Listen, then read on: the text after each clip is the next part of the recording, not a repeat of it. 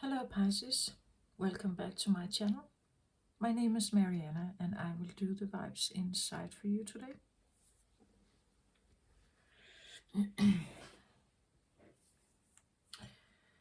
So if you're new to my channel, thank you for being here, giving this a try. I am reading about inner processes. If you relate to the fact of being maybe searching, a seeker of some sense, seeking something, a truth, an inner truth, maybe the truth of all, the meaning of life, stuff like that. And maybe if you have been through a lot in your life that has discouraged you or hurt you somehow, maybe you find something in these readings. I'm by no means an oracle or something. I've just been on my own journey, probably throughout most of my life, but intensively through the last 5 years, almost 6 years.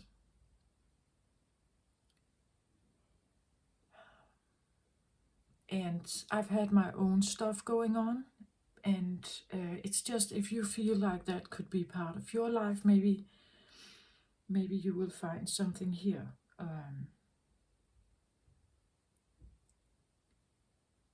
All my readings are timeless. Whenever you find them, it may resonate, then it's yours. If it doesn't resonate, just throw it out. Don't think about it. Don't give your power away to any kind of reader. This is actually almost the point of the reading I'm going to present today.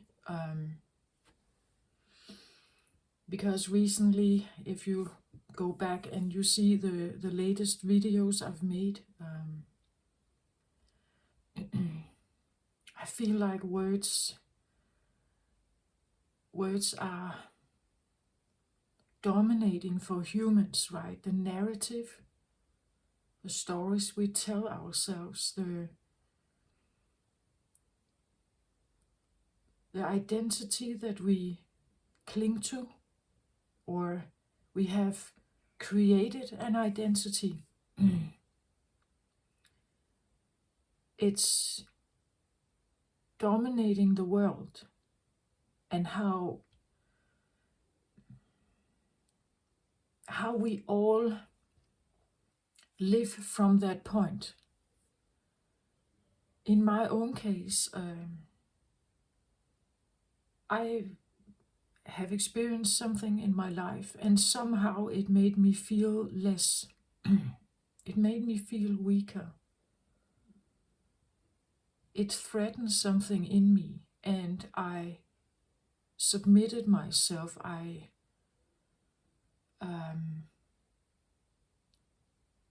thought less of myself. I felt like I couldn't fight against it. So my entire upbringing has been a process of inner struggle, of letting something in myself die so that I could live this role. I became a scapegoat, right? But it's only possible because I somehow accepted it, or felt threatened to. There are many excuses or many stories, and I have found several explanations of why it was like that. I've talked about it a lot in my readings. The little child has to somehow connect with an adult, and even if it's not the best caretaker in the world, there is no one else. So you just have to, you need them, right? But the problem is that this identity stuck with me. It stuck with me for a very, very, way too long. It stuck with me. So going through life has always been fearful and frightening for me. Where others have a different identity, right? They have an identity that is very confident, right? They have like an identity, a thought, a voice inside that is reinforcing what they are doing. It's reinforcing them, supporting them. It's always telling him that you can do this. This is no problem. I'm strong, right? I can do this. This is a good idea. I want to do this. And both it's the same. It's just a narrative. It's a story. Every person alive is a storyteller. If they are not telling it to the outside world, they are telling it inside themselves. They tell it to themselves. I do, everyone does. Some more than others, right? But we are storytellers, or you could say we carry a story, maybe even through lifetimes, past lives. I said in my last collective reading something about cosmic memories, that each zodiac sign represents a part of you, has a remembrance of some memories stored in you that has to do with that age. That has to do with that age here on Earth. Earth memories of, let's say, we just entered out of the age of Pisces. Or at least so astrologers say. And that's again maybe also just a narrative, right?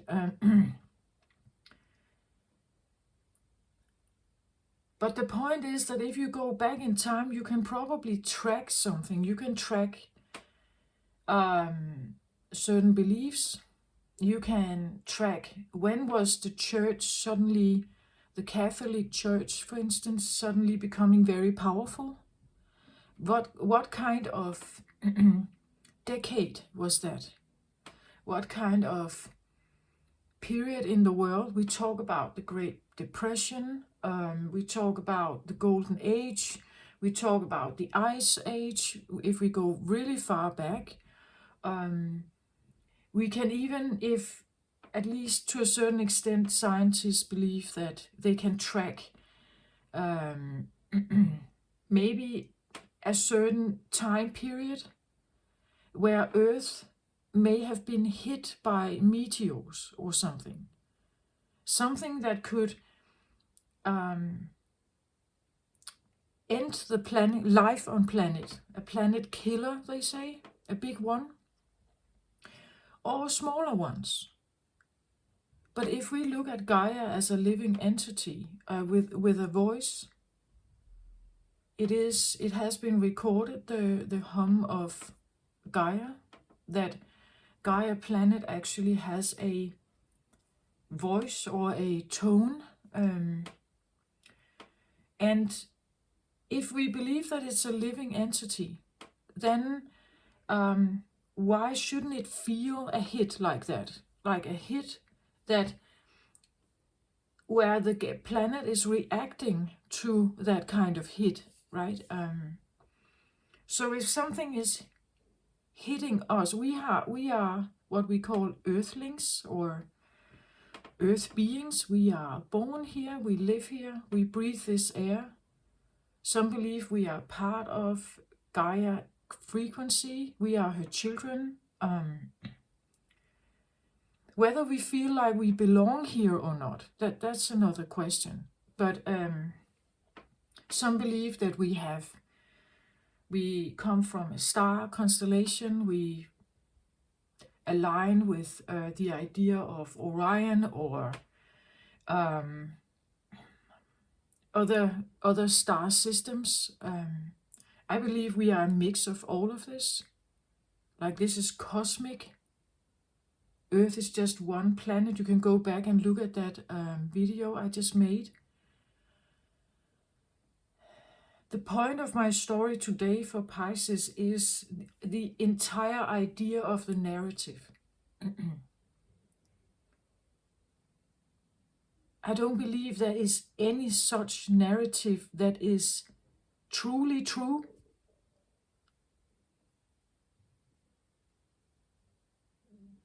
I don't believe there is one truth out there.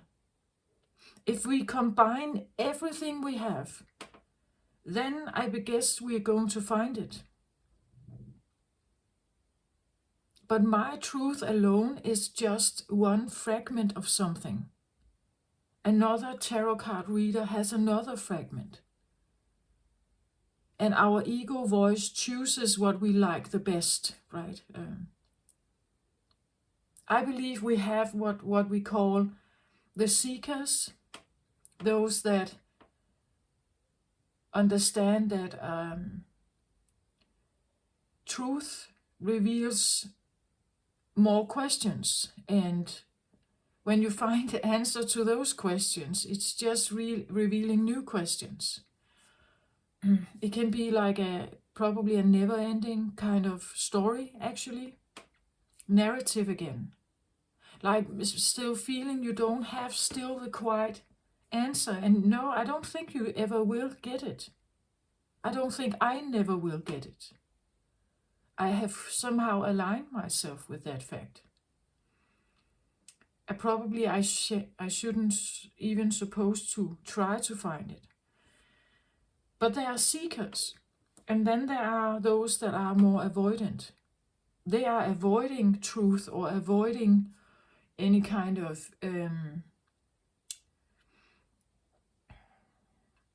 like revealing truth or something. Because if there is another truth than the one I have in my head, I will be challenged. Maybe to change my views. Maybe to be different. Maybe to think differently about myself. Maybe to say I'm sorry or apologize to people in your life. Take accountability of things you've done. And I believe there are many people out there who they don't like that fact. They don't like that idea. They would rather like close their eyes and just go on with like how they see themselves and what matters in their life. And I may probably be on the other side. I am where I'm observant of the world, right? I look at it. I tap into the stories. I listen to some of the stories, and I can see the identity, right? I can see, do they identify as victims? Do they identify as heroes? Do they identify as God, right? Do they identify as, how do they identify themselves? I can just observe these stories. I can see it in their eyes. I can see how they keep just walking these steps, walking this wheel of like an ego identity, right? It's something we create to exist in this world.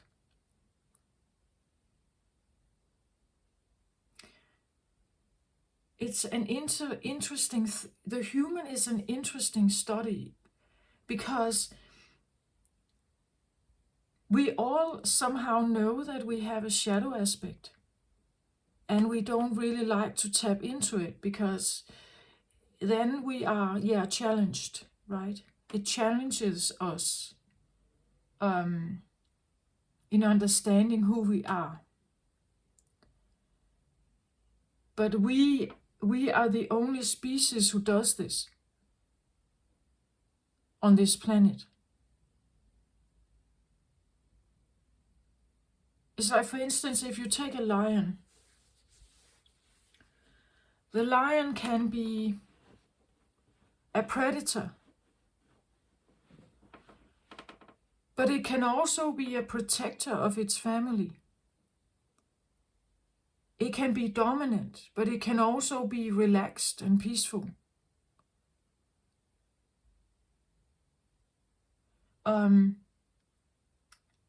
But the lion is not conscious about this.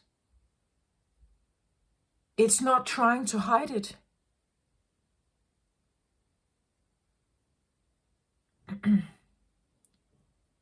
Right? It doesn't try to hide it. Every aspect of the lion is visible. It can be seen and viewed by other members of the tribe, by rivals, by even us as humans. We can film this. Right? If you take a dog can be quiet. It can be very active. It can bark a lot. And it can say nothing. It can be protective. If it's like a guard dog, guarding the house or something. But it can also be so submissive. Like it can roll over, right? And you can pet it and everything. It can bite, but it can also not bite. The dog expresses an entirety of its beingness. A kitten can be playful and silly almost, and but it has claws, right? If something comes across it that it doesn't like, it shows the claws. It defends itself, right? It's a predator. It can hunt down mice. It can even play with the mice, like playing with its victim.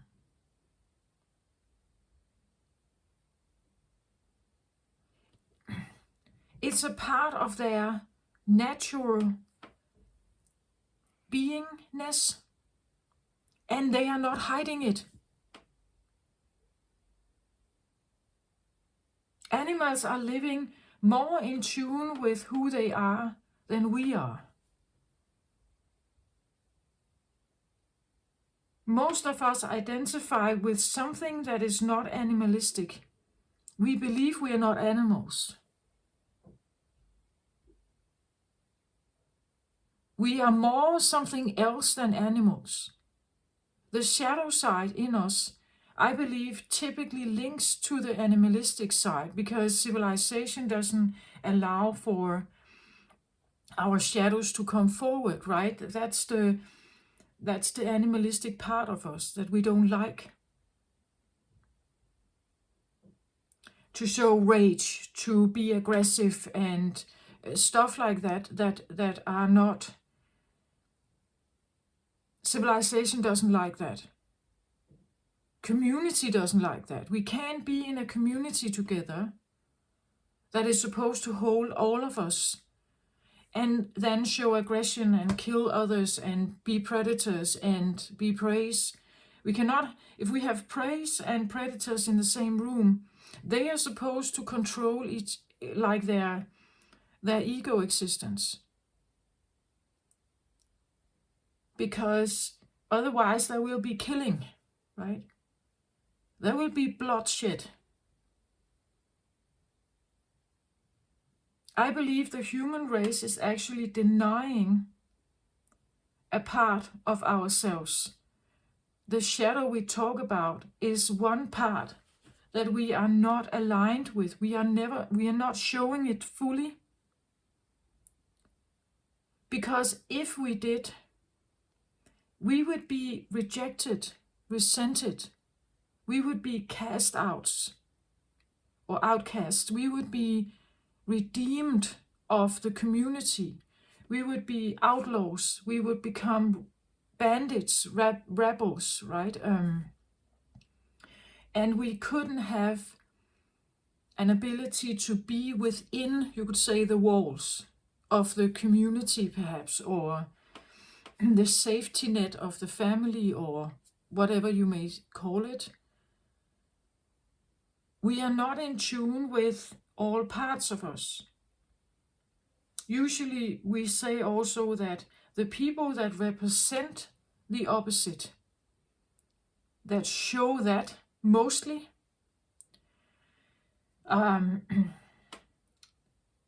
we are attracted to that, right? We opposites attract. So we are attracted to something that is not what we show the world. We show the world maybe that we are careful and a bit on guard and always scanning the room for predators, you could say, right? Always scanning for danger. That we are the careful ones, the silent, you could say if you have that kind of personality, you can be very drawn to a person that is very powerful and very strong and very outgoing, because they represent a part of you that you couldn't show, or learned that you couldn't be, or you couldn't be both, right? You couldn't be the careful, like calm,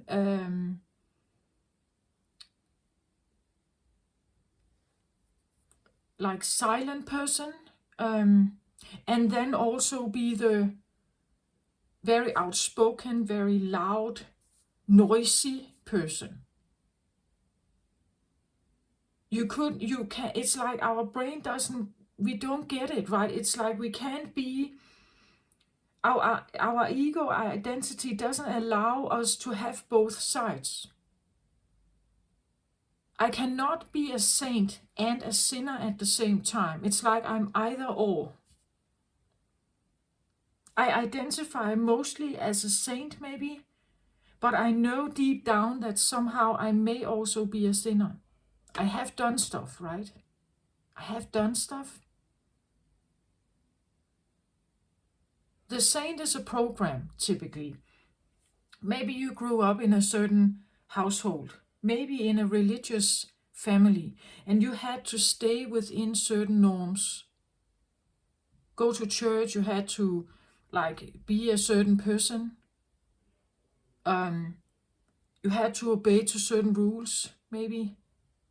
And within that set of understanding, then you can identify as the saint. But what if secretly you had great sexual passion and desires for something, but that was not accepted within at least not the expression of it. Within the group, it was not accepted. Within the community, within the realm, within the gate, or within the walls of the family, or whatever, community, civilization, this is not accepted. I should rather be the saint. So I behave like the saint, but deep down I have other stuff going on. I may even present as a saint, but lie. Right? Lie to the community, because if I told them the truth, I could no longer identify as the saint, the good one.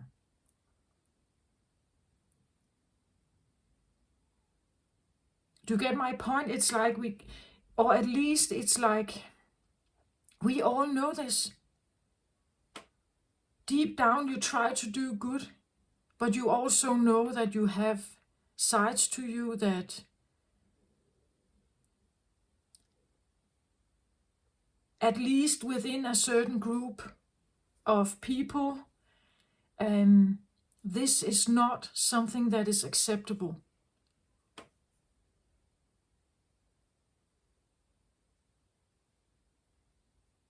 Then you have another group. You have a group of, let's say, I wouldn't call them the sinners, but maybe the rebels. This is a family dynamic where rebellion is amplified, right? This is a community maybe, right? Where you grow up in a community where rebellion is that's the way forward. This is what we all want. This is where we say no to the government, or we go against like we become Greenpeace like activists. This is an activist community where we rebel against maybe the saints, the community, and the order or something. Then our ego becomes aligned with the idea of rebellion or activism or something like. We go against something. So there can be a feeling of complying with or going against, maybe. But that becomes the dominant identity. And if we do something for an activist, let's say you're a child growing up in this activist kind of environment, and your parents, they are constantly out there and like very loud and yelling and doing stuff, demonstrations and all this stuff. What if you are actually a peacekeeper person? What if you are this silent, more calm, seeking harmony, seeking balance? But you can't show it, right? You can't really show it. You have to become one of the others. Or you could almost be seen as a traitor.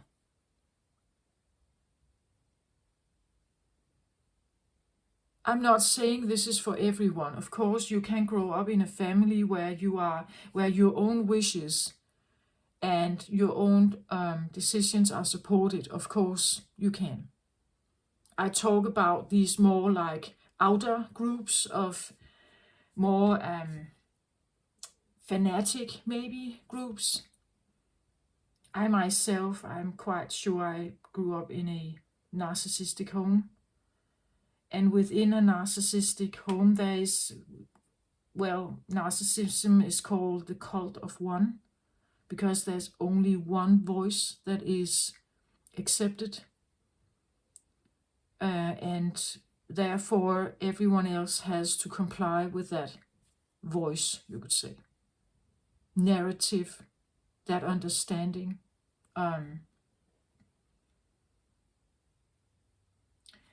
The point of my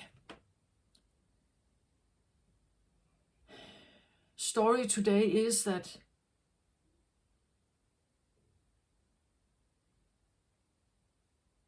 every zodiac sign has their own time frame within history of Gaia. We all hold a fragment of some kind of truth, some kind of community, maybe, some kind of religion, maybe. But when we come together, we will very quickly, we figure out, oh, am I on wavelength with this person or not? We say we have chemistry maybe, or we have a similar understanding. This is where we find our friends, but maybe also our enemies. And then there is this peculiar thing about being attracted to our opposite. Sometimes the nice Catholic girl can be attracted to the bad boy, right? And why is that? It's because he represents something in her, but she can't show it.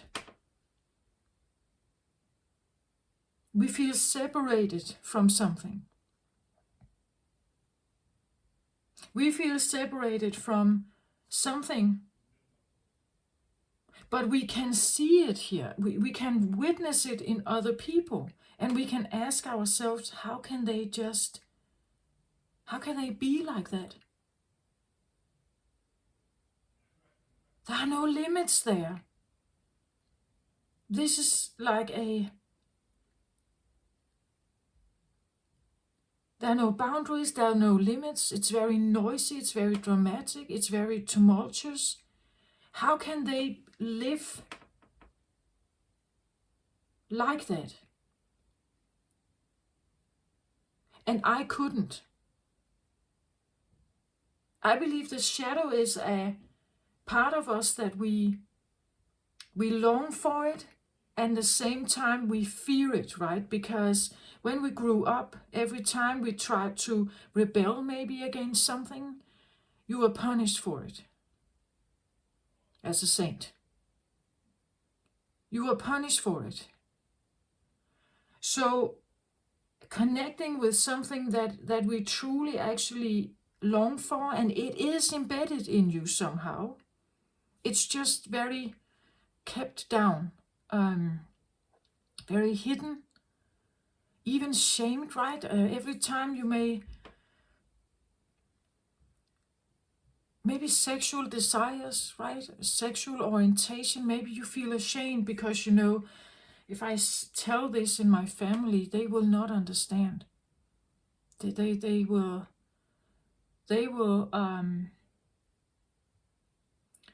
disown me or criticize me or whatever. I strongly believe that these narratives are just, they are words, and this is exactly what they are.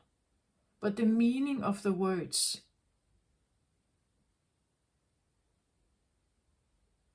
we give value to words. The value of every word, whether negative or positive, is within your brain. How you interpret the words used against you, or what you use towards others. It's a projection of our own story.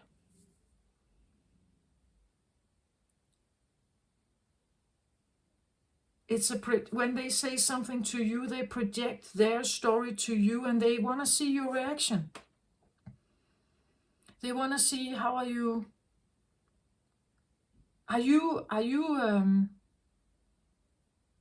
are we on common length here? Are we on common ground? So you put out a story and you see if someone is hooked to it, right? You see if someone takes the bait, you could say.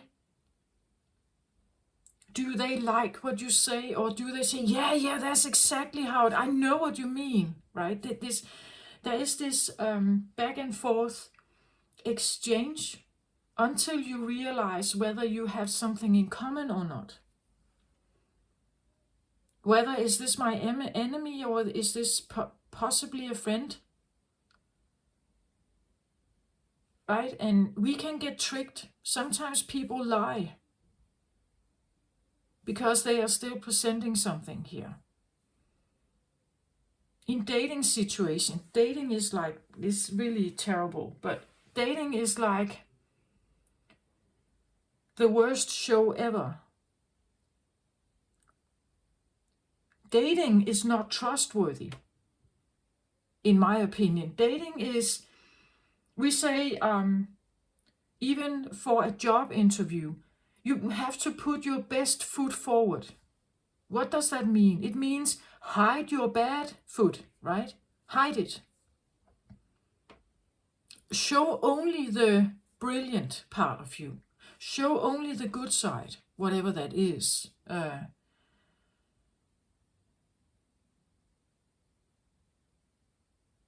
Show up the best version of you. So what happens? The women, they dress up. Their hair is looking great. The makeup is flawless. They are maybe, again, it depends on who you are, but maybe they are romantic, right? Maybe they are sexual or sensual. It depends on your identity, what you are selling. What are you selling? And someone is buying, or someone is getting, it's a selling game. What are you trying to sell? You sell a version of you. You put something out there that is a version of you, but it's not the entire version of you. You put the best foot forward, and everything else is kind of hidden.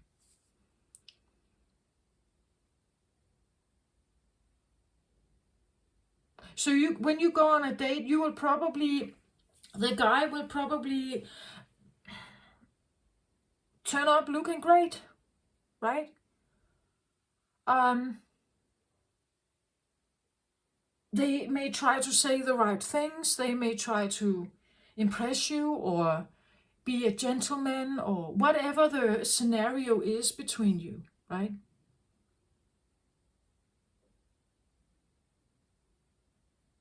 Whatever the dynamic is between you. It's a selling game. We do not show up as lions, where we show every aspect of ourselves.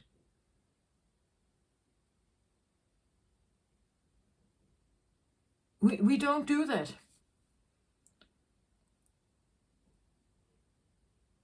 We are very self-conscious. I'm not sure many animals are, really. How we look, how we behave, what we say, eye contact or not smiling, and we use all kinds of aspects of the body, and we use the brain to conceive. The body is like a selling image thing, and the brain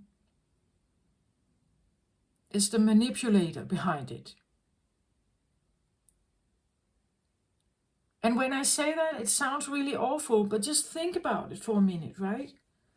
Why is it that I cannot show all facets of myself? It has not been viewed as okay.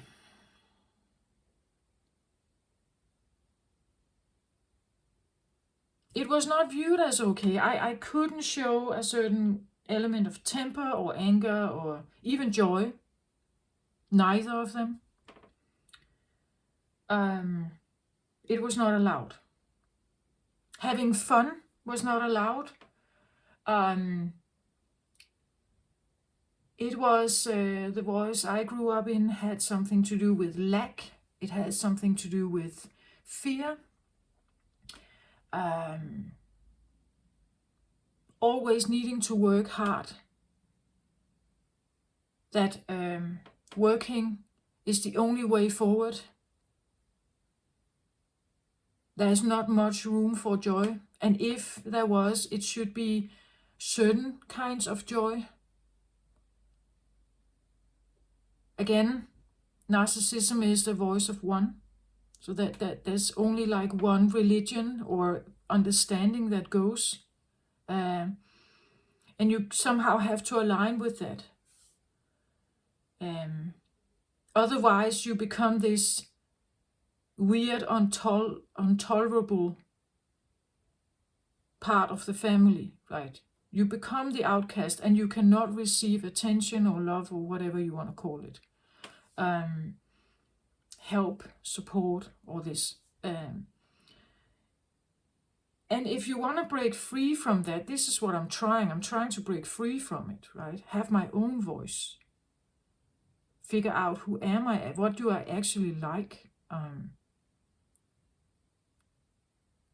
And some people are very in tune with what they like. They know exactly what they want. I have certain ideas of what I want also, but I'm not quite sure they are mine. Still. I'm not sure they are mine still. Some of it is. Not all of it. I'm still figuring out which feels right.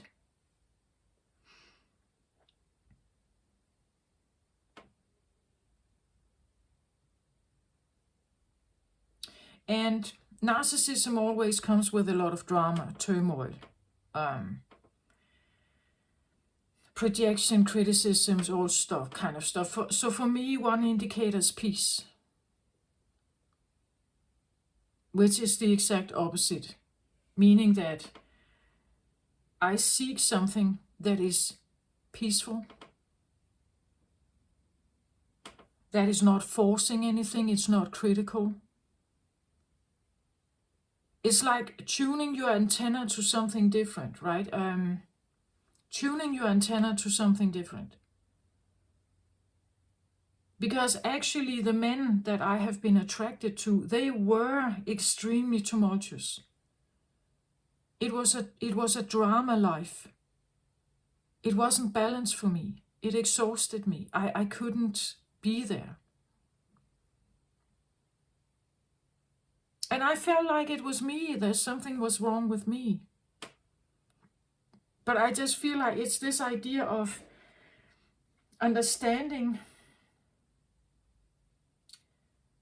that if I want drama, if I want drama, I do it my dramatic way, not theirs. I'm actually not seeking their drama. If I want drama, if I want to rebel, if I want to do, it has to come from me, not getting involved in theirs.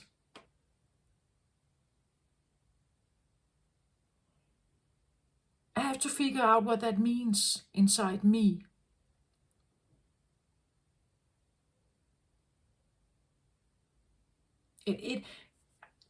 It's this idea that we have human animalistic parts of us. And then we have a brain that has evolved tremendously. But we are still not there. Like, we are not the most clever in the universe. Even if we have very highly intelligent people on the earth, we are not the most advanced. I don't think that. What we have created on earth up till now, well, there are beautiful things, but there are also very destructive things here. And for me, that is not the true essence of intelligence.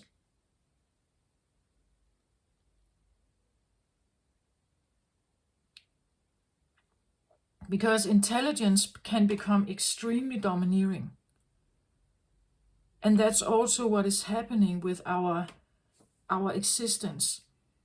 We identify with the brain we have, we also identify with the body. But the body is, you could say, a vehicle. It is controlled by the brain. But how are you controlling it? Are you happy with how you look? Are you happy with your achievements? How do you talk to yourself? I know, at least I've seen it among young women working with children and so on. I've seen it several times that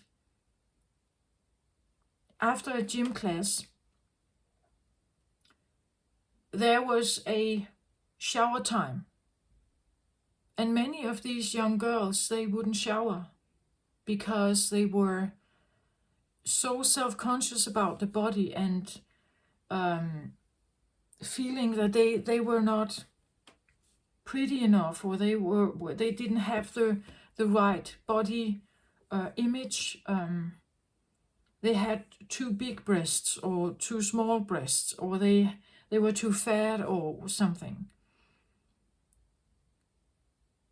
This means that these young girls, they identify with the voice inside that tells them that they are ugly. There's a dominant voice in your brain that tells you this.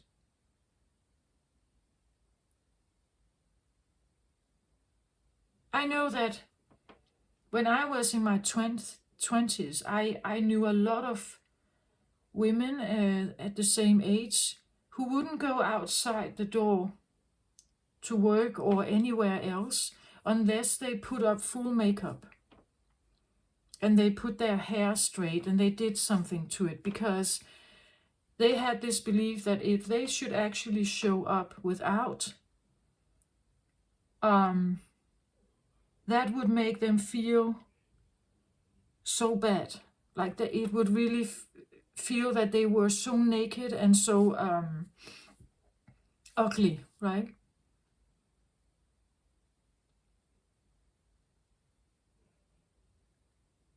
I guess I understood it at that time, but at the same time, women in the 20s, like, they are the most beautiful. The skin is almost flawless. I'm in my 50s now. Well, I have different issues, right? If I take that into regard, and, well, I'm trying to strip myself from these image identities. I'm trying to take it away. I rarely use makeup because it's a part of me to show myself without. It's a part of accepting myself. Just 5 years back, I had extensions in my hair, and I was very conscious about my weight and like my body image. And now I'm kind of just learning to be more peaceful with that, more accepting, more caring, self-caring. Actually, I'm learning to not compare myself.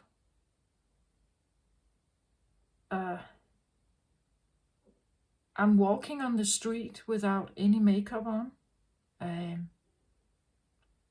I wear what I want to wear, not necessarily because it has to be classy and I have to like show a certain image. I can wear one kind of style one day and another day. Maybe I'm experimenting a little bit, but how does it make me feel? Is there certain clothes that when I take this on and I go on the street, it makes me feel in a certain way, either good or bad? And what if it makes me feel bad? Why? Why does it make me feel bad? Or ugly, or you could say naked in a way, like I feel uncomfortable with it somehow. Maybe literally that. Maybe it's a part that when you wear not very much clothes, like a bikini, does that make you feel uncomfortable?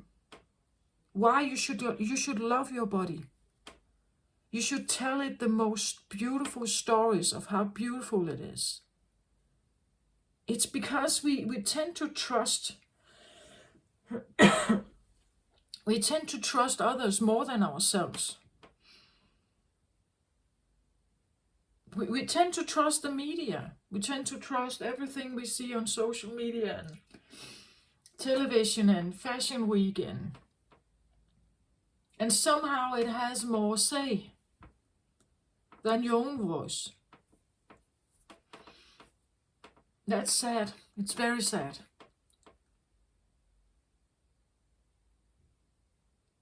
And well, I struggle with this myself. It's somehow also a part of me. It's a part of all of us, I believe.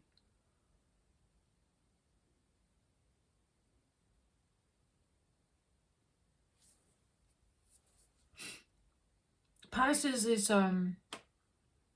when it has the most highest high frequency vibration, it's a very peace seeking. It's very tranquil. It's very like a very loving, caring, graceful sign. It's highly psychic and in tune with the cosmic realm. I believe they are earth keepers.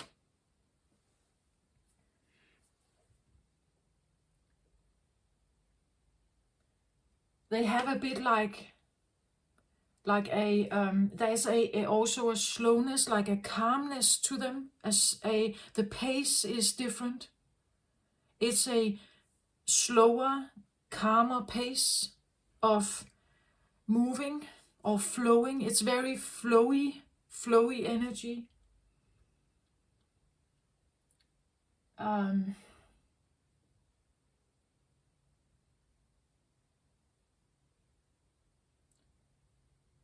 But if we look at the fish, as opposed to the other water signs, Cancer and Pisces, Cancer, Scorpio.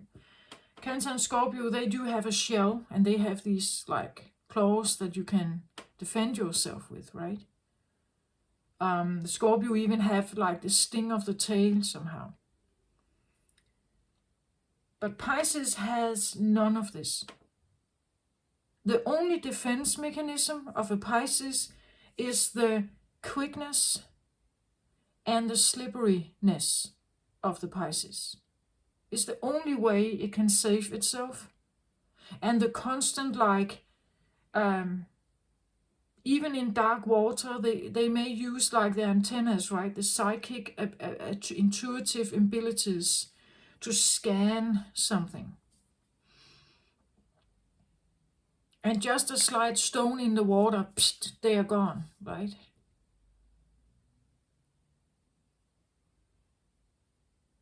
That's the defense mechanism of a Pisces. If a Pisces feels threatened or in somehow volatile water, it becomes more slippery, more quick, more like it runs the scene. And to a certain extent, we can see this in the world, right? The masks that we wear, because we do have to show up at work. So what can we do to like fool the world around us? We wear masks, right? We wear some kind of, and the mask can be the clothes you wear. It can be how you behave.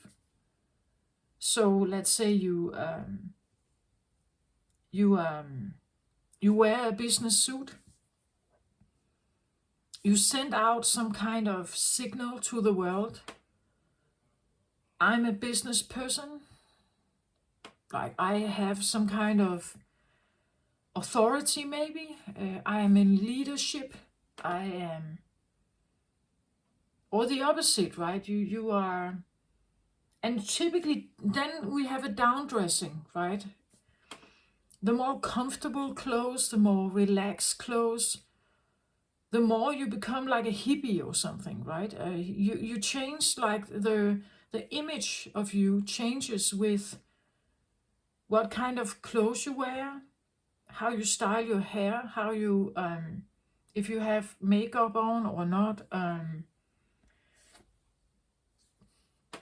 Some believe that if they train their body, so if the men train the body and they have like big abs and everything, then they look powerful, right? They look like they are strong, physically strong.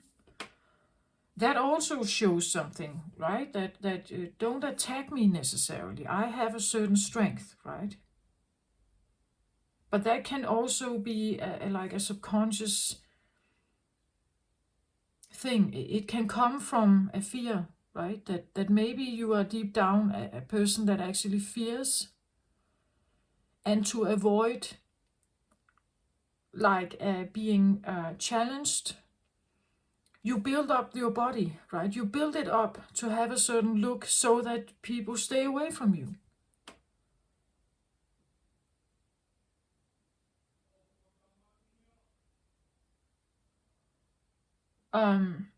There are many subconscious thoughts running the show.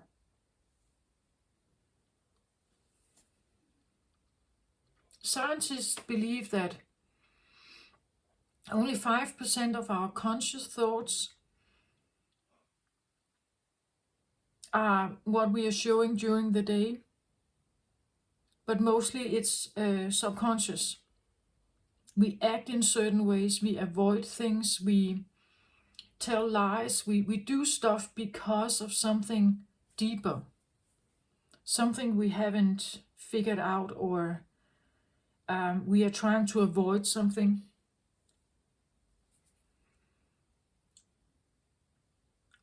"95% ruling the show, subconscious communication. You're not even aware of what that is inside you. This is also just a narrative. I don't know if it's 95%, but that's just what scientists have proved. But what if that's actually the fact? If 95% comes from a deeply subconscious part of us,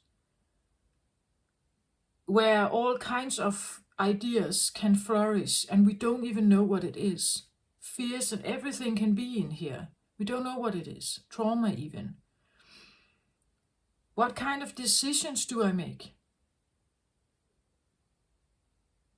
I've made terrible decisions based on this. Based on the programming I got. I made terrible decisions for myself. Just the choice of men. This was very terrible.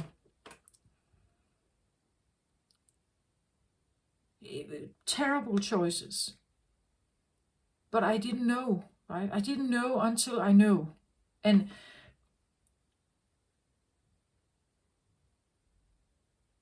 the interesting part is that if you keep ending up with the same men that betray you or ghost you or hurt you somehow, it's because you have to figure it out. What is it about these men that make you go to them? Could be something with your father. Did he treat you like that? And you want to mend it. It's like that's probably one of the feminine parts. You want to, at least some of you, you want to mend it. You want to mend this tension, but you can't mend it. You just keep attracting the same kind of story.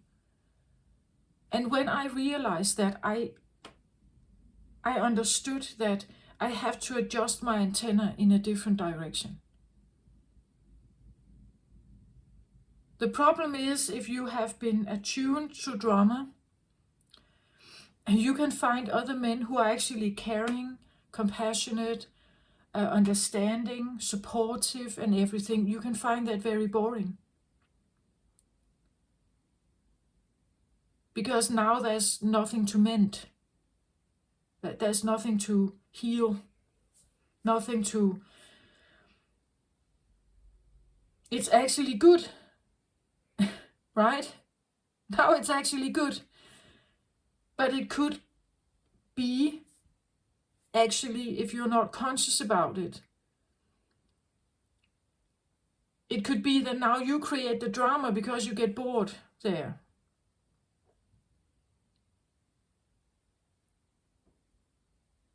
And you go back to a different person who gave that drama.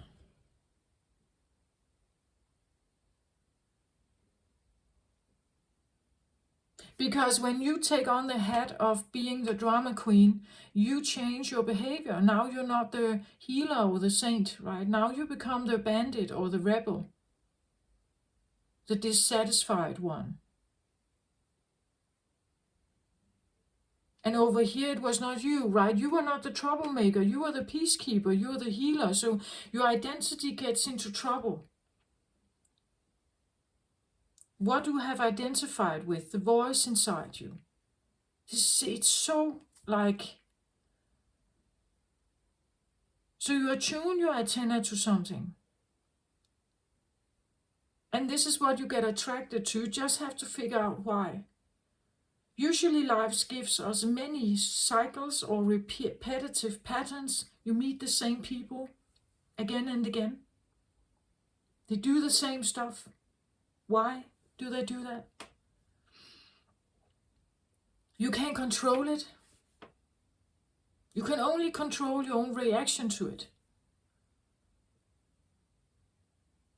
So if you become reactive, you become angry, or you become disappointed, why does it disappoint you so much that they are leaving? That they are saying no, that they are rejecting you? Why does it hurt you so much? That's a shadow work. This is where you come closer to the part of you that was denied, maybe. A part of you that has been deeply traumatized, maybe.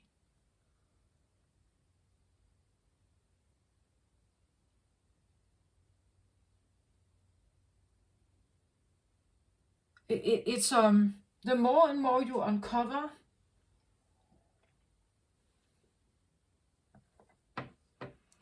the more you get to know yourself, the more you can adjust your antenna, but also realize that maybe it's okay. I know that I do have a tendency to be drawn towards people, men, who have a certain behavior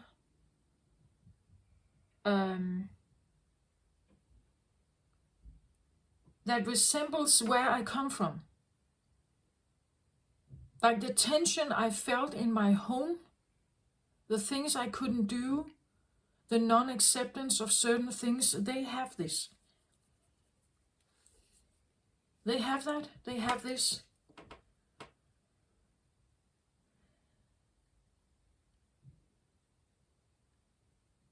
I know that if I go there, I will be hurt. It will hurt me.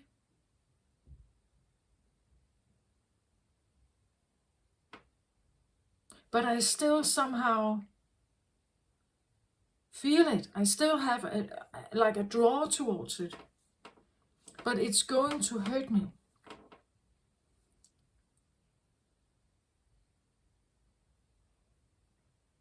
It's just repeating something that I've already learned or experienced. And it keeps repeating until you get it. It keeps repeating until you get, oh, I meet these people to become aware of this. I meet these people to become aware of it. Of something that may have happened to me. Or for me, some say. Sometimes it's something about breaking let's say you grew up, you should be the saint, but actually you are a rebellion. You want to go your own way, you want to be your own boss, but you couldn't, you had to become like a follower, right? You couldn't speak your mind, you had to lie, or you had to comply with the words spoken in the home. Then you repress the rebellion, and you can be drawn to a rebellion. But when you come close to them, and they start doing their stuff, you meet the shame, right? You meet the fear and the shame, and maybe even the idea of punishment, because you were punished over here, probably. So when you come in contact with this of rebellion, the side of you that you had to repress, it's almost like something you long for. It's a part of you, you long for it. But there's a lot of fear or denial or shame or something, guilt, that comes with aligning with this energy. Or something that seems like it's familiar. The person holds an energy that is familiar to the one inside you that you have repressed.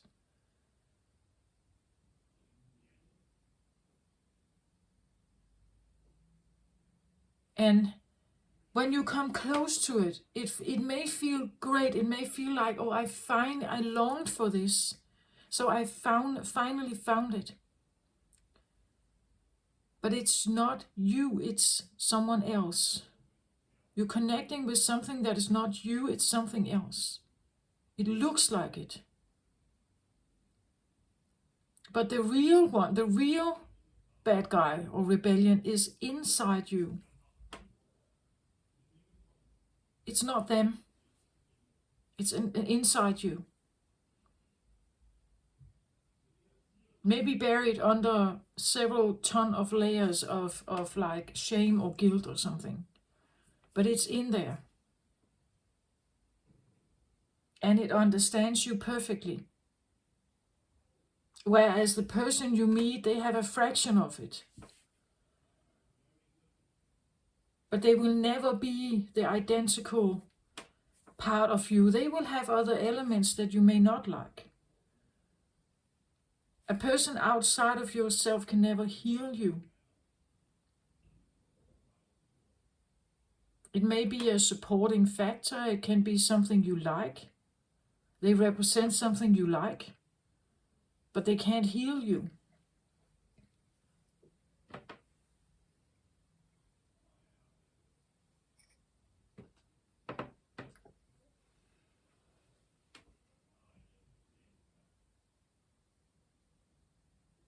A person is a very complex mix.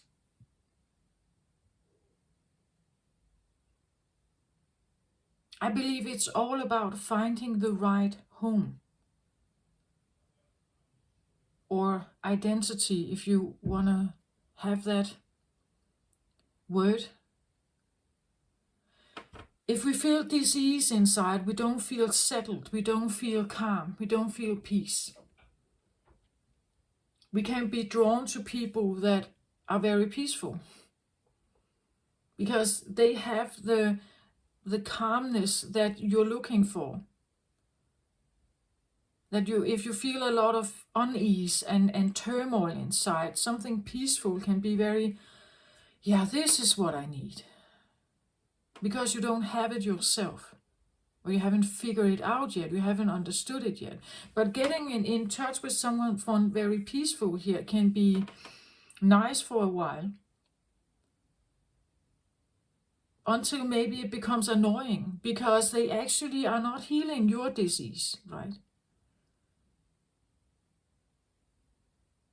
And they stay like that, they are still like that. And you can tap into the peace from time to time, but when you get out there again, it comes back. That's why I believe also how addictions are formed, right? You have a momentary ease or relief, and then you go out there again, and then it comes back. And you go back again to the drug or gambling, whatever it is. You go back because it gives you just like a little relief. But it's only when you are here, right? It's only when you are here you experience it. When you go back into the real world again, or your work life or whatever, it comes back. The unease comes back. And then we go back again, right?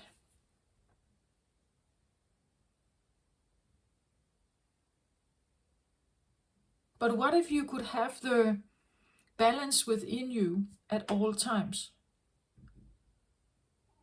What if you could have that? That you don't need a drug or a person or something? I've always been a little bit curious about the term that men sometimes use when they say to a woman, "Oh, baby, give me some sugar." Sugar. Sugar is something sweet, right? Give me some sweetness. Be sweet to me. So they are requesting sweetness from the woman. Maybe intimacy, maybe sex, but they are asking something soft and calming and caring maybe of her. Why is that? It must be because they don't feel that their life doesn't have that. So they ask the woman for it.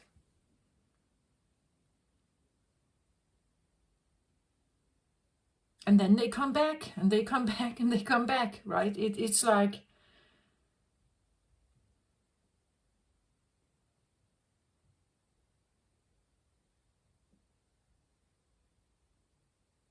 women typically they want some kind of safety. That's at least one factor. Not always. There are very powerful women out there embracing very masculine energy, but you could say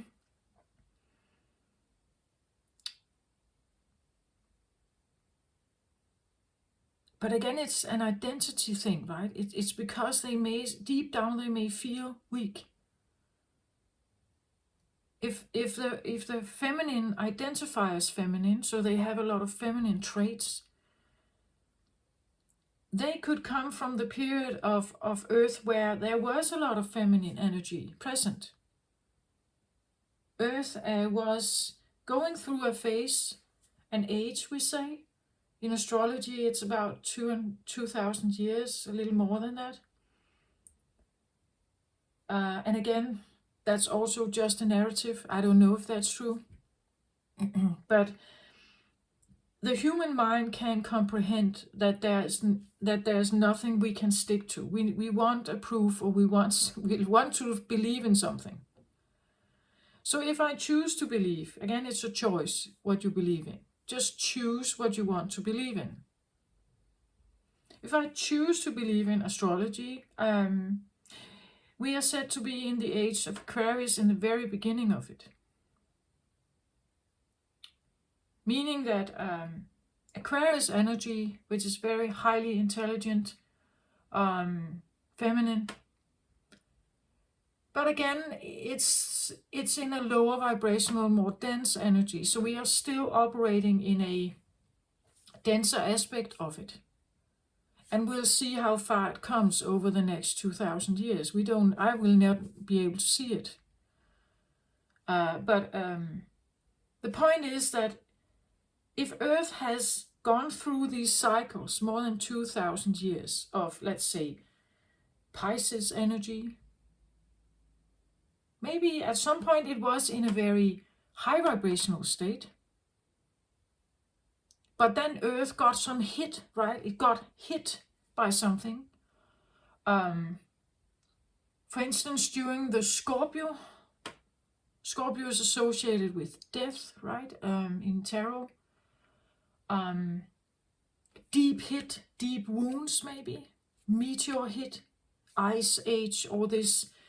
There is something about what the Earth has gone through.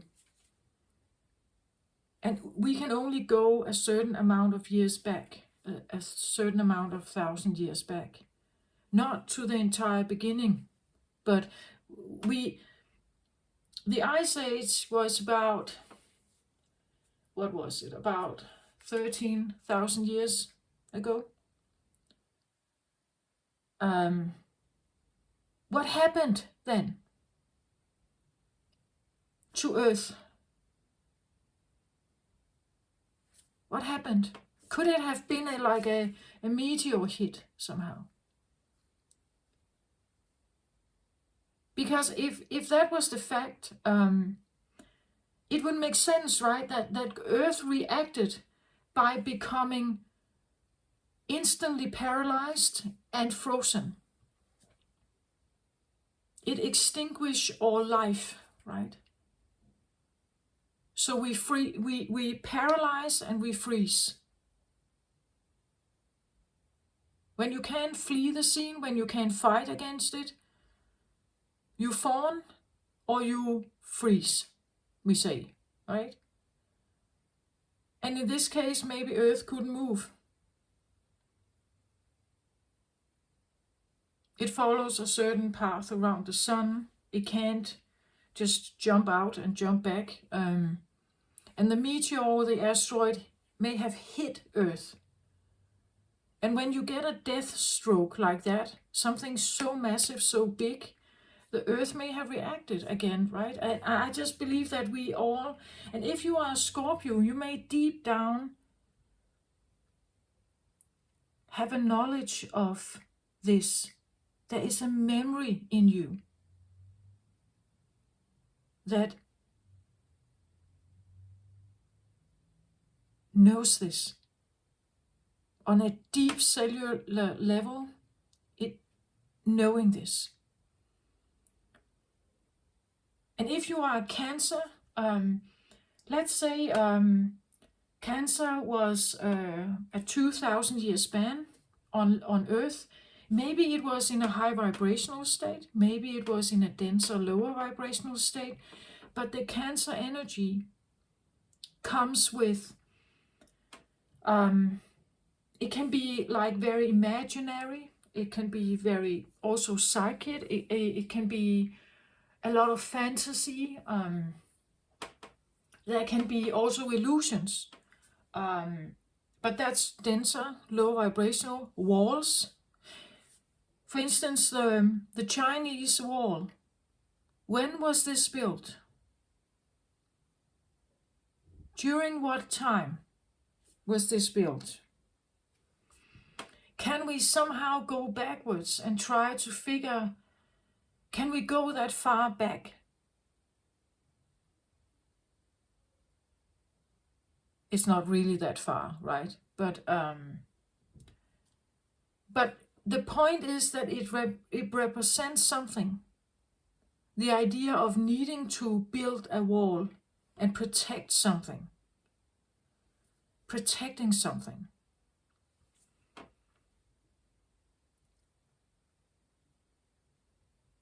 We talk about the ozone layer, that there are holes in it now. What does the ozone layer actually represent for Earth? The atmosphere as well is like a protective shield.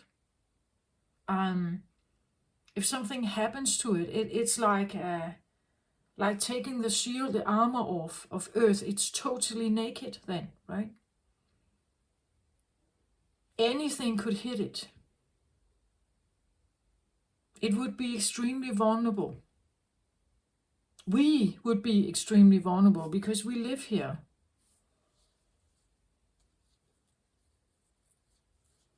I just believe that there's more to the stories that we tell ourselves. We have an upbringing, yes, but I also believe we have some cosmic memories, deeply installed, even transferred from lineage to lineage. I'm a product of my parents. They are a product of their parents. The DNA is transferred, right, to a certain point.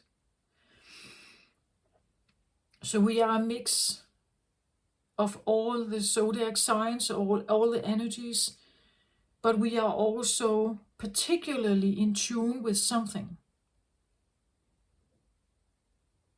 We are particularly in tune. I'm a Cancer sun, but a Capricorn rising. I do have a lot of Cancer elements, but not all of them are seen by others because I have my rising sign defending it. That is my mask, right? I have to have that somehow.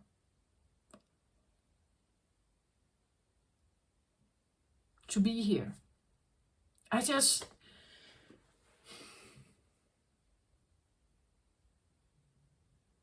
The point is never ever give up your power to a reader and the narrative that comes from that story. But also maybe look at your own voice. Are you a seeker or an avoidant? If you are a seeker, what do you hope to find? Because the truth may not be what you like, or at least how I see it, I believe that the truth in your brain is a fragment of everything. If we could bring together all of our brains into one cosmic brain, we would probably have a better view of what truth might be.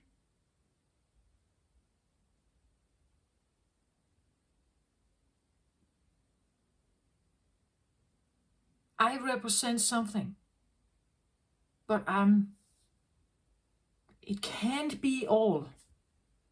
It must not be all. If I could carry all knowledge and be this overall oracle, I would have extreme power. This can't be, right? It can't be that one person, one little human in the universe can have that extreme power. I don't believe that. Maybe that's why it's fragmented out, that we are split into all these pieces. All these tiny humans, different zodiac signs. Maybe it's a protective mechanism of cosmic knowledge that we are split, right? So that not one entity can have the entire knowledge. If one entity had that, what could it do with it?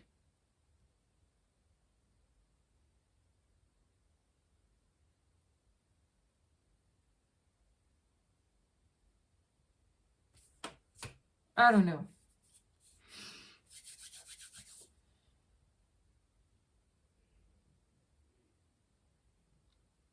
I become closer and closer or I get closer and closer to the idea that what I'm supposed to do on this channel is not necessarily tarot. Because tarot is just a narrative. It's just a story. I can take some cards and I can tell a story. And some of you like it. And they say, yeah, this is exactly how I feel. And great if you do that. But I'm actually just tapping into your story. And what you do is that you found someone who seems to understand. Right? If I read the cards and you resonate with it, it seems like I somehow tapped in and I could feel the energy. And you get happy because now someone understands what it's like. This is exactly what happened, right? Yeah, I'm telling a story.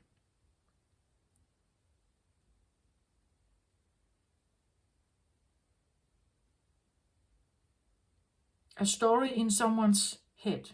A story in someone's ego. And it's all right. It's perfect. There are tarot readers out there who does this. I'm just not sure I'm supposed to do that anymore. I'm not sure that this is my way forward. I believe I'm more of a channeler, more of a asking questions maybe. That I ask questions and you think about it. Because when all comes to all, I'm not sure anyone has the truth. Like the full truth of everything. If someone does, they would be too powerful.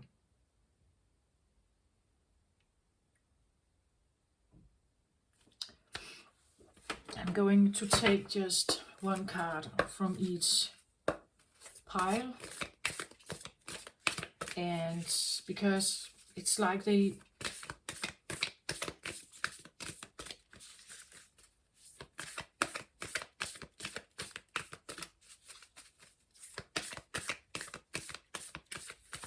more and more connected you feel inside, you will need less tarot, right? It's like it's not necessary anymore to have these outside knowledge or outside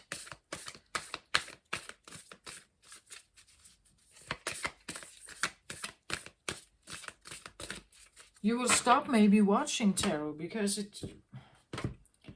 you become more and more aware of who you are and what's right for you, so you don't need it anymore. That should be the entire purpose of it, not to need it anymore. But But as long as people need it, they go for the stories that feel probably as a relief, or that, yeah, this tarot reader got it right.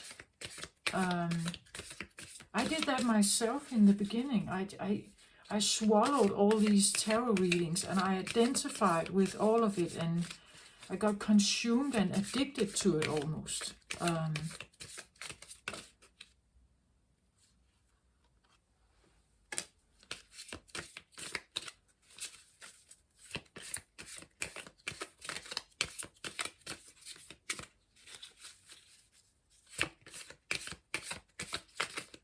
But I just, the further and further along my own healing path, I get less and less interested.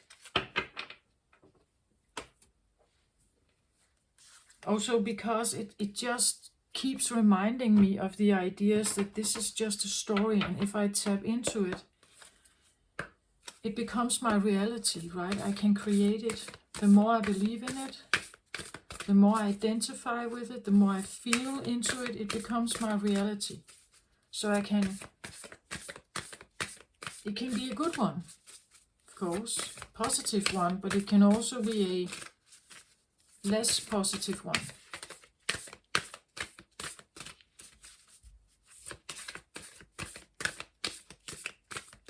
Maybe I want to say also, be mindful of what you are listening to and how it makes you feel.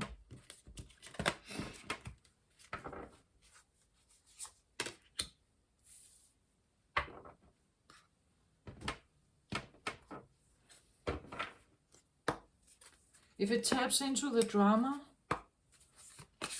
and it keeps you in a cycle of complaint and sadness, or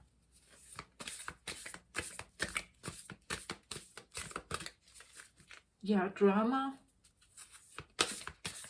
and even situation that you seem to, that you can't avoid it.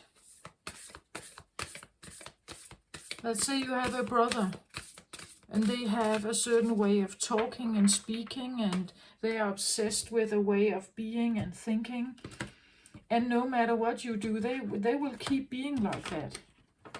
If it upsets you, or if it tires you, if it drains you, maybe you should consider how often you spend time with that person, right?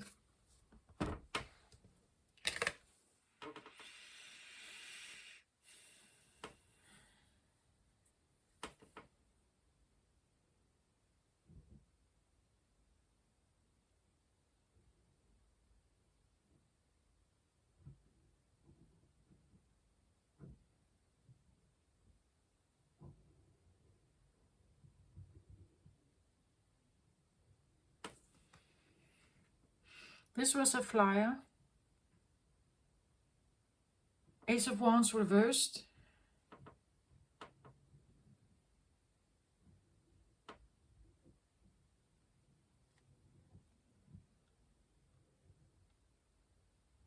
Well, the normal interpretation would be something like upright. It would be something like a new beginning of something passionate, something fiery, something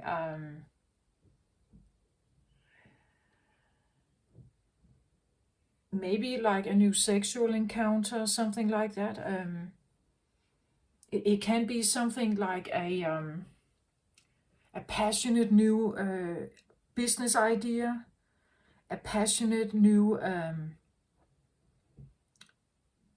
like if you are into like the more rebellious energy, this could be a new project, right? It could be a new group you want to defend, right? Or a new activist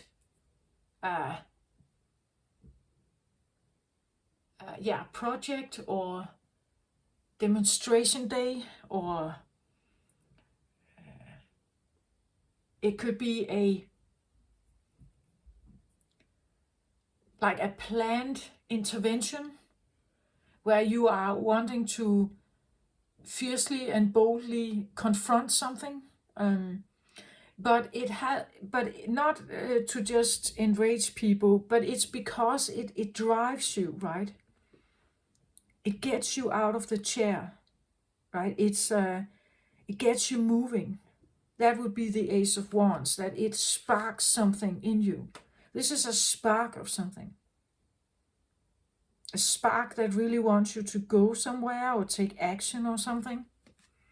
It came out reverse as a flyer, and I'm just looking at it, what it looks like. It looks a little bit like, when reversed, it looks like it comes from the heavens down to the planet.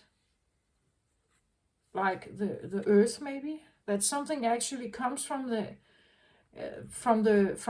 realm above us, and it's like it's passed down, like with like the hands, right? It's like like like it keeps, the wand is like, it could be seen a little bit like fire or light, maybe light codes that are flushing in over the planet at the moment.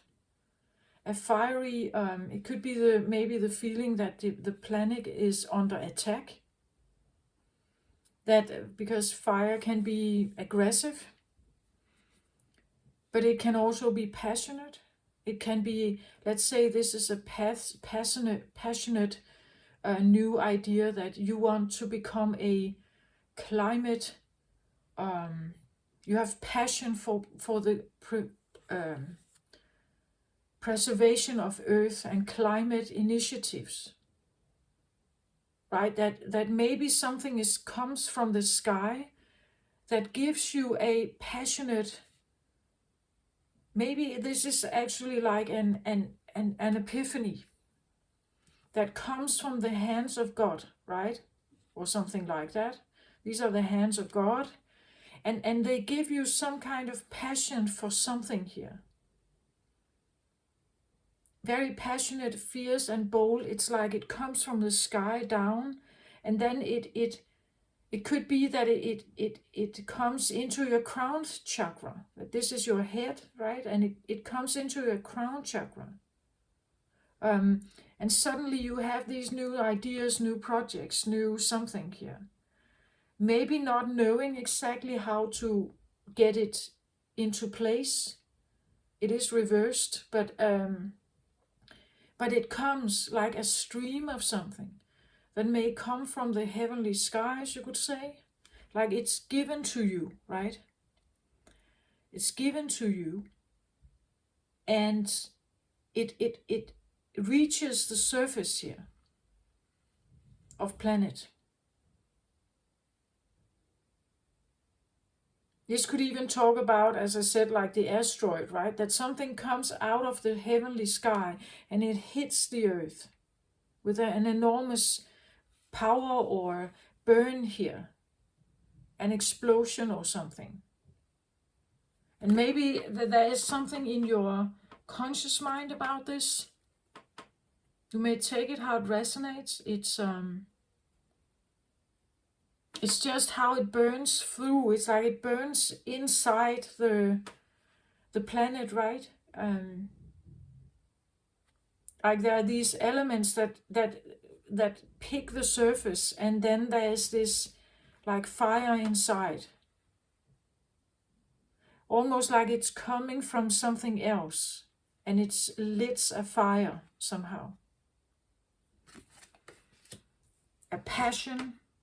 But fire can be anger also, right? It can be aggressive. As I said, and that's the idea about the human, right? Because being bold, having new ideas, being creative, being that can be seen as rather good elements of the human side.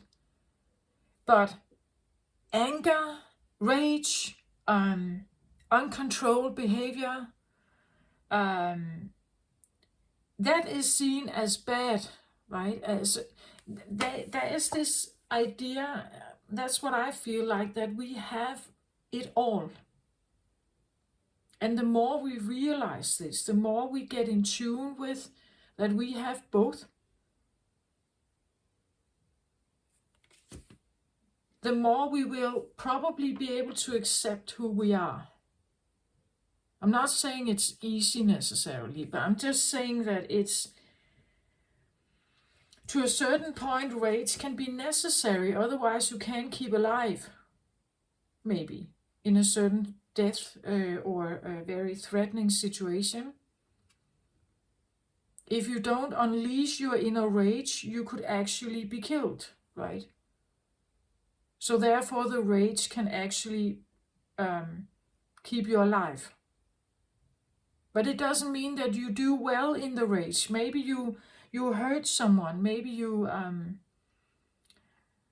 it's like getting in tune with the inner beast in you.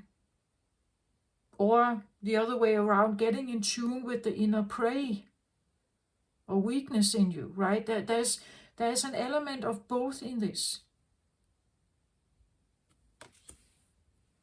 Okay, let's have a look at these cards here.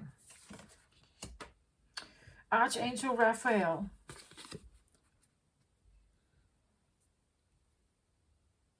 Again, there is something about this coming from divine realm here. That's how I see it. Even well, reversed, it looks a little bit the other way around, that it comes from downward and up, right? But here I actually see it like it comes from the heavenly skies down. It could be a healing. Archangel Raphael is known as the great healer. That there is a healing coming to the planet. Light codes that come in to the planet.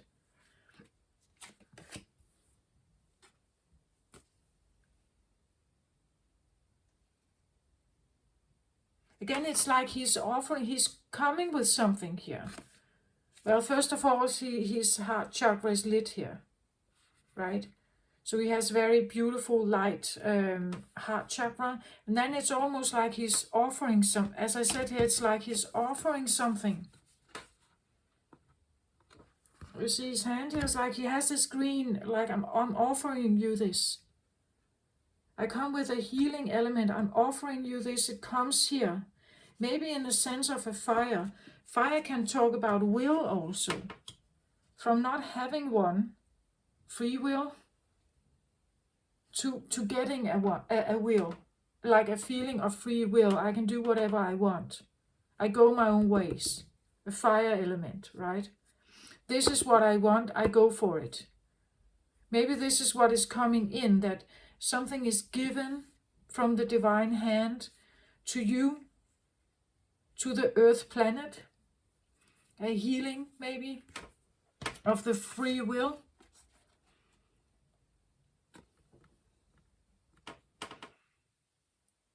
A healing of the heart and what we actually send out to the world. The voice inside us. Four of Wands. Okay, actually what I get here, Pisces, is now the story, the narrative that comes through here for me is probably it can be an incoming message of, and I get it almost from out of the blue, like the divine could be presenting it. Again, it comes with the feeling of an archangel here, that something is provided for you that has the first, you could say, cornerstone, the first wand, for the four of wands here, the first corner wand. It feels like maybe you could meet someone. Maybe you could meet someone and they, again, look at him. He is not, well, he looks okay, but he's not maybe this,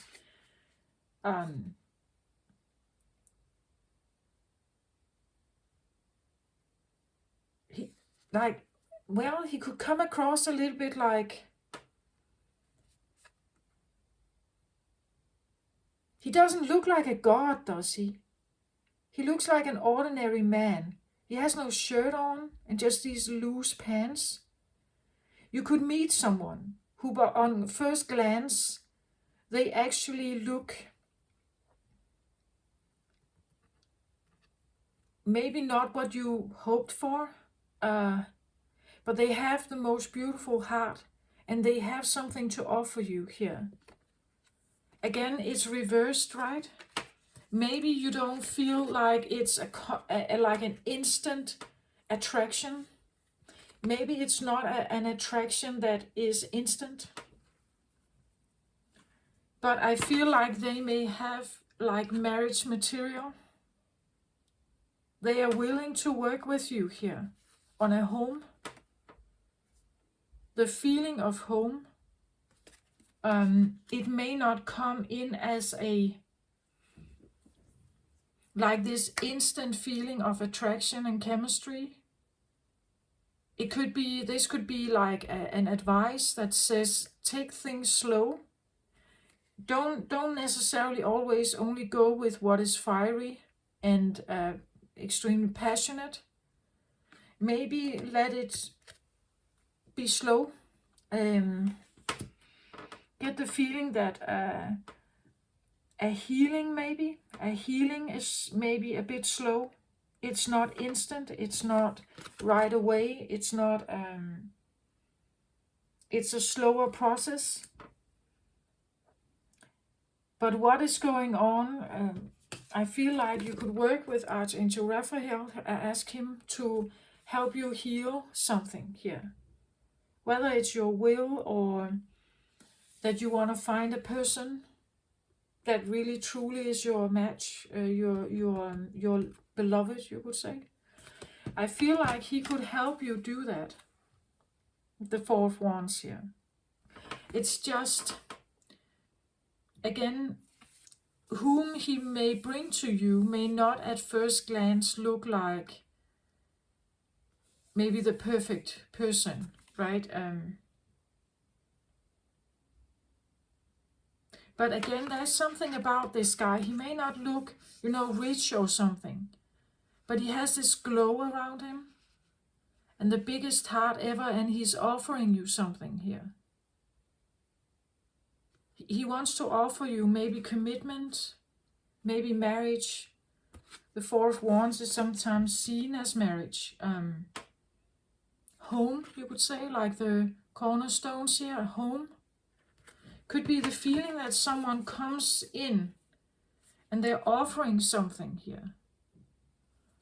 But just like take it slow, don't rush anything. I feel like potentially they may not look as your dream person, but they could actually really offer something very stable here.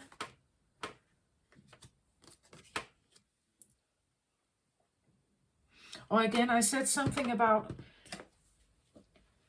if we long for something, it's because we are not there yet. It's like we haven't figured it out yet. We haven't found home. We haven't found peace or balance or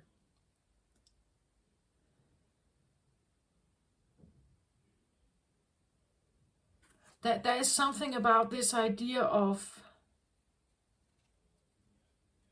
what could be brought forward here. It could even talk about if you meet new people here, what you should go for. Of course, you can go for the sex here, the chemistry, the extreme passion. But what I get the advice, or what I feel like is here, is actually maybe you should go with something that is not like that. Something slower, maybe. More grounded. It's a green color here. I see the rosy color here for the heart chakra. Both green and rosy color are heart chakra. But what I get from this is that the rosy for me can be this feeling of a crush.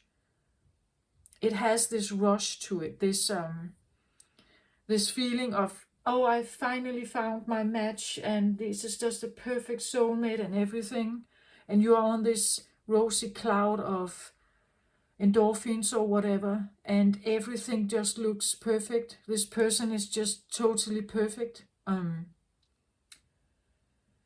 And it lasts for a while.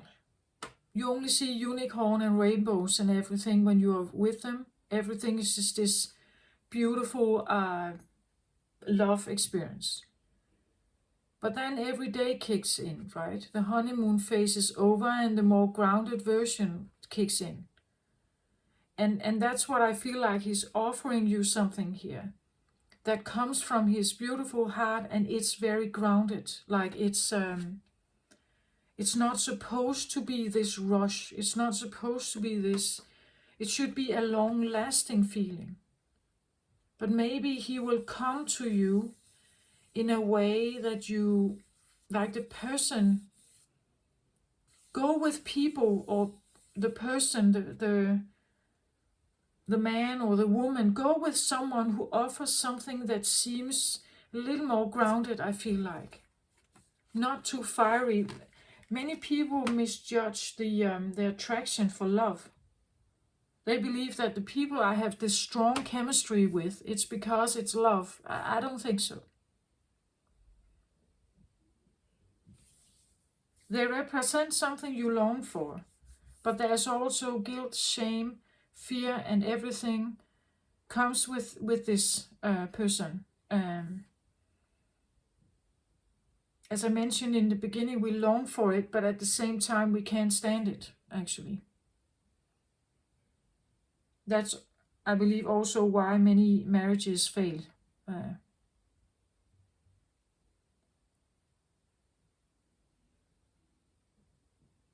Okay, next one. Goddess of 10,000 names. Iris, endless emanation of the priestess. 10,000 names. That's a lot of names. Or versions of Isis here.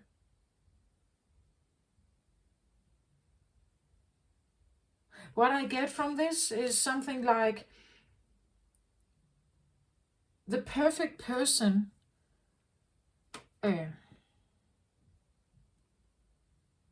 like the perfect person has 10,000 names. You can't find it in one person. I believe that maybe the perfect person for you could be split into 10,000 people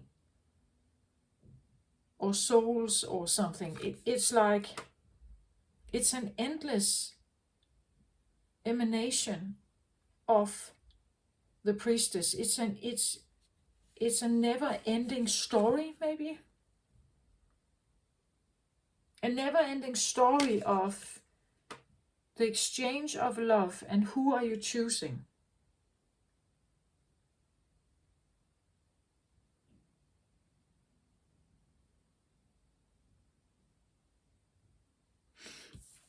She comes in so many varieties.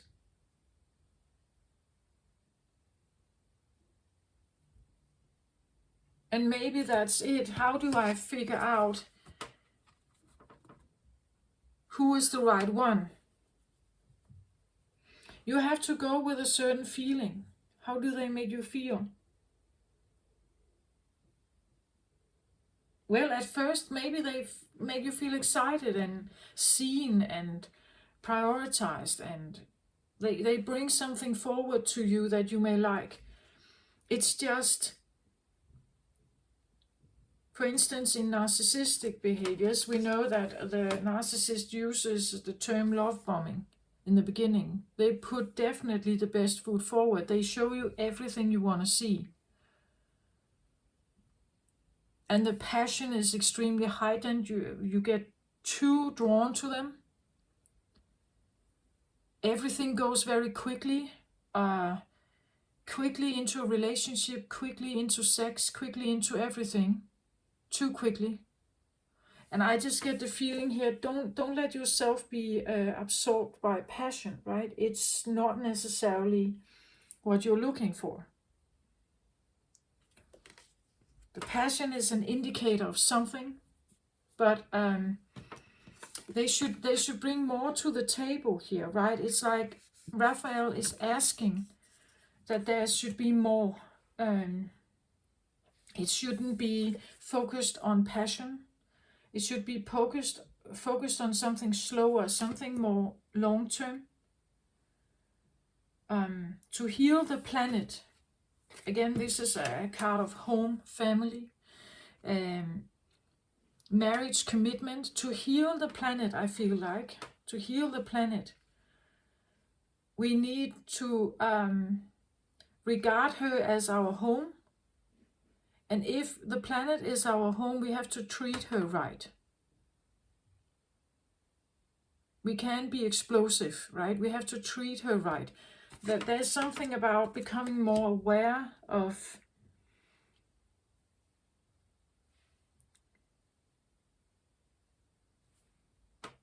what actually feels like home. And everything else that just gives you unease,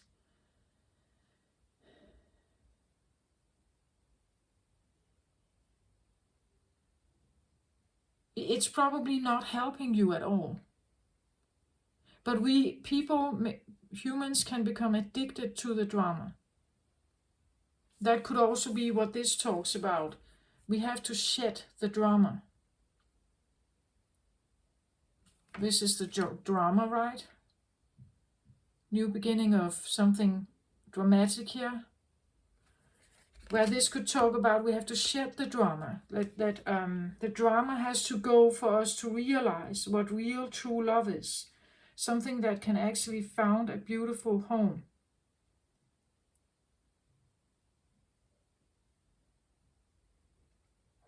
There's something about the fire, that fire is life creating. But if it burns too much, if there's too much fire, it destroys. So there's something about the balance here, like figuring out the balance if you want to find something steady here. You have to figure out the balance of something. And it can be a difficult search, right? You walk through this forest and maybe you want to bring something forward here. Or maybe you have many suitors and they bring something forward, but how can I decipher which one is right for me here? Maybe there are too many, right? That there's too much noise or too many. And it's like it's maybe never the right one.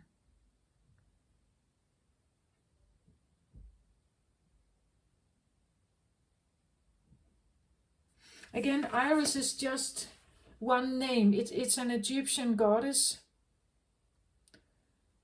But the point is that there are so many other myths that carry similar stories. There are so many other names throughout history that resemble something. Iris has one name in Egyptian mythology. In Greek, it can be a different one. And it's just stories, right? It's names. There are many names here that can repeat some of the same story.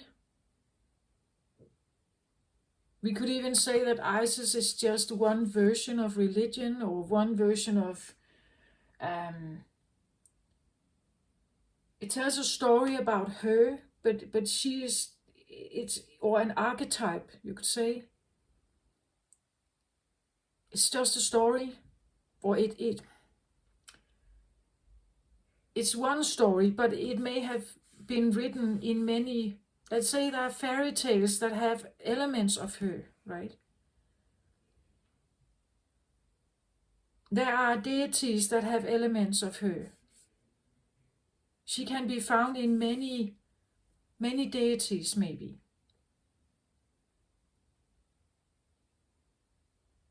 Or even if this is not deities and divinity we talk about, it could be people, right? And maybe you have tried to find her in several people.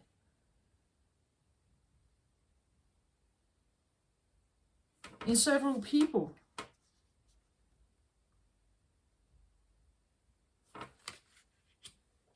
There are so many endless emanations. There are so many expressions of her.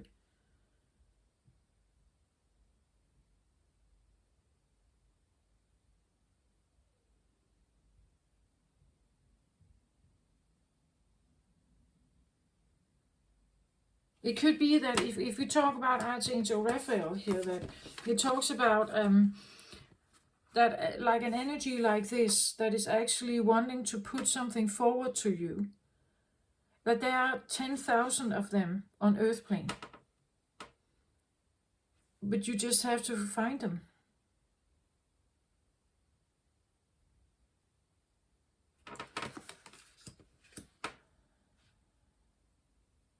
They could bring this forward. Maybe this talks about a community, right? A group of people who could gather. And they have an energy here like that. Maybe there is a community that where amongst some of them, there is this one. Like the one here.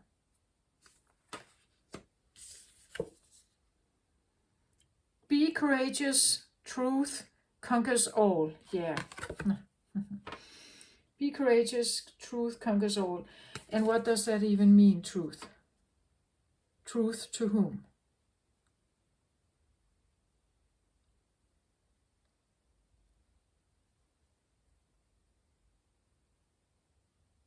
Well,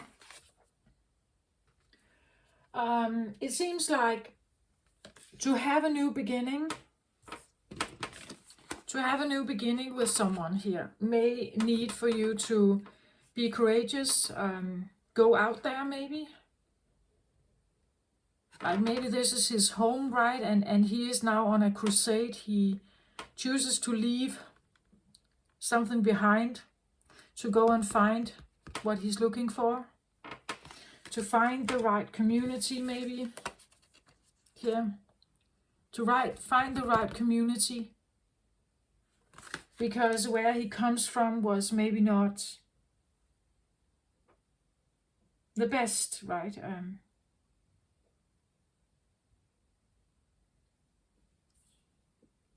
This is like maybe leaving one church, going to another, or one belief, but being courageous means that you have to take a risk maybe. You have to go out there somehow. To find the community, the right community for you maybe. It all comes down to the voice in your head and what you feel like you identify with. Which if you don't like identify with where you come from here, perhaps, then you need to become courageous and go somewhere else. To find maybe the one, or to find your home. Like, if this is not your home, if this doesn't feel like home to you, you have to go somewhere else to find it. And sometimes that may mean that you have to break a barrier, you have to overcome something. You have to quit certain ways of thinking or certain behaviors. Maybe you need to be willing to search a little bit, like go on a journey. I don't even know if I could say like pilgrimage, like be willing to explore something, to find the right community for you. Because in that community, there could be this person here. Or you can find healing here. Here's the great healer, right? In that community, you will find the healing. The healing that finally makes you feel like you have found home.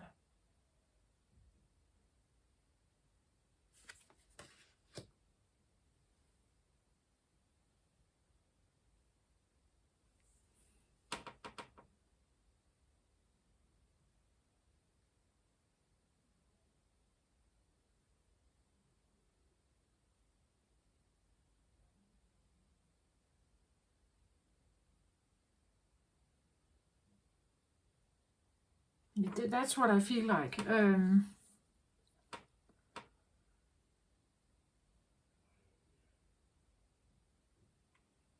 Again, this, like the goddess of 10,000 names, this can be projections, right? That people have put upon someone. Maybe someone called this person like a threat or a bad person. She has 10,000 names here, depending on the eye who is watching her. For some, she may be a goddess. For some, she may be the devil. Right? Depends on your story, the voice in your head, where your limits are. She has 10,000 names. She can be called anything. A seductress, she can be called the mother, right? She can be called anything, this one. It depends on what you think. If you believe that she, the one you're looking for here, the one you long for maybe, that she is the mother, because she represents home perhaps here, that she is the mother for you. Others may view her as boring or dull, or she doesn't fit in. She doesn't have the right religion or whatever. She would call others in maybe from your home here, they may call her a traitor or like a bad influence. But it's just names, right? It represents what people think. But what do you think? What do you think?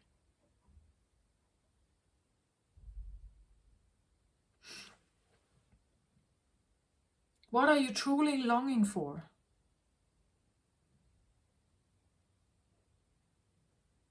And here I'm not thinking about a specific person. You tap into your heart and you figure out, what is it that I long for, I truly long for.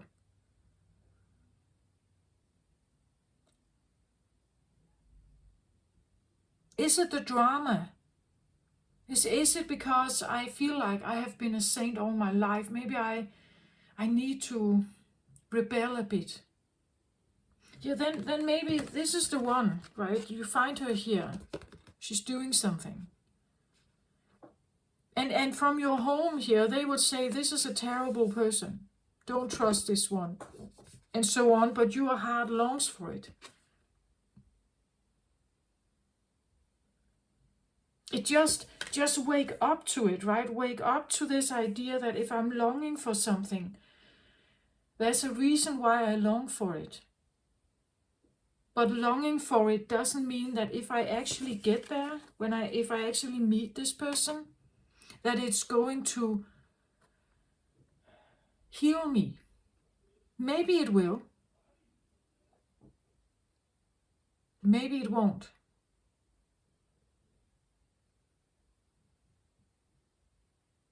It's like you have to become aware why you seek it.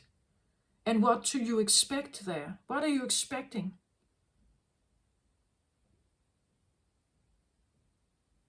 Maybe they don't. Again, if you come in like a crusade night here, doing the right thing, and you meet up with a rebellious, very feminine energy here,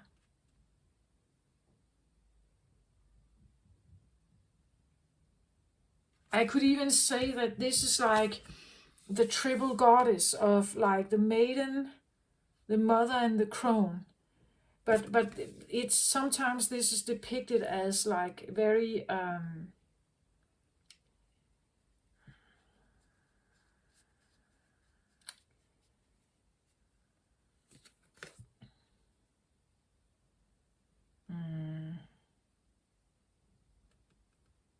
a bit mysterious, a bit witch-like, witchcraft-like energy.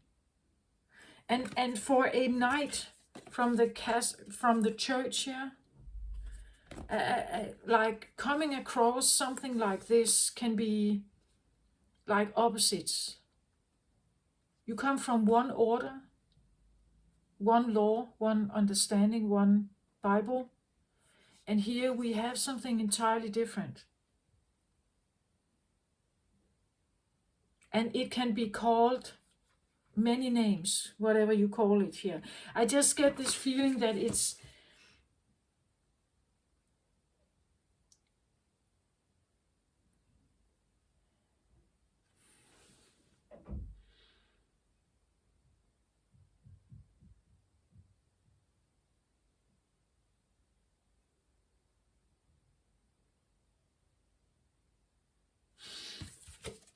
there's something about the eyes here also, like a look, right? The face of someone, the eyes, the eye contact. It could be like an instant recognition that there's something about this person. I'm drawn to them, so I go there. I'm going on this journey, perhaps.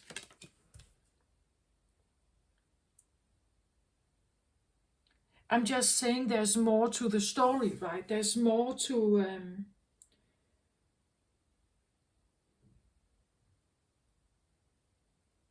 there's more to a story. The reason why you long for them, or the reason why you even want to go there,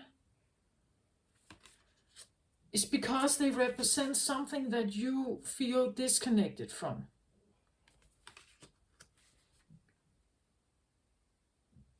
It's interesting how we all usually have this, right? It's like we seek someone else to complete us. Like there's something out there that should complete me somehow.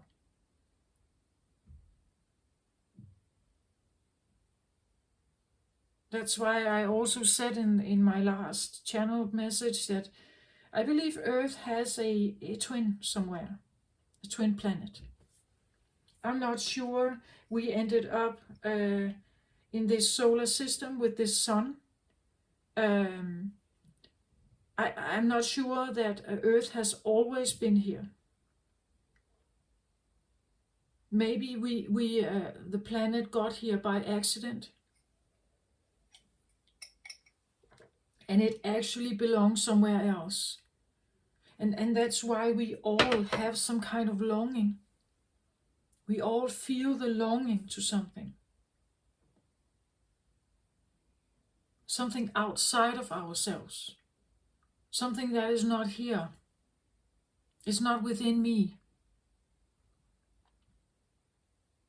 So if I talk for Earth, I say that Earth as a planet feels unfulfilled by her own. She's longing for someone, something.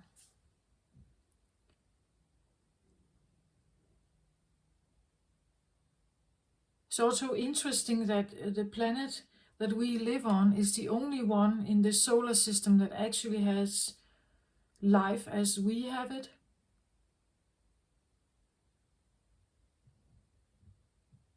There must be someone else somewhere. There must be a similar planet somewhere else.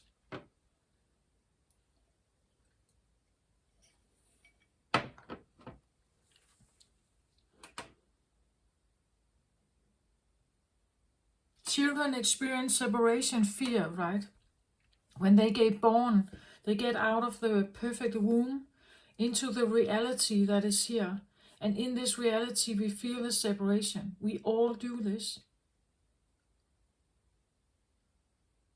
Why? I believe it's because Earth is actually having that kind of frequency somehow.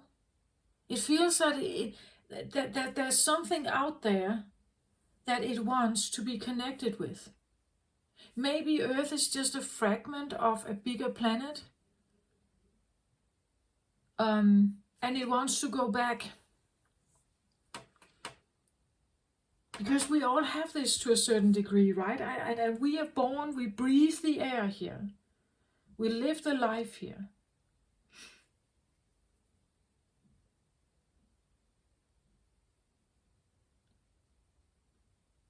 I don't know, that it's just a theory. Just You can think about it, right?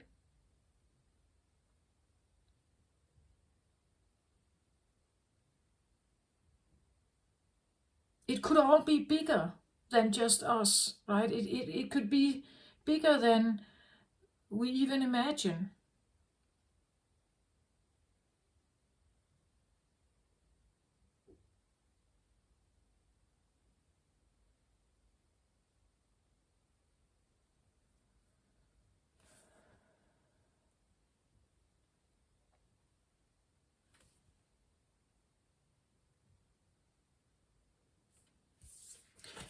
Be courageous, truth conquers all. And I believe the truth you conquer, the truth you realize, the truth you share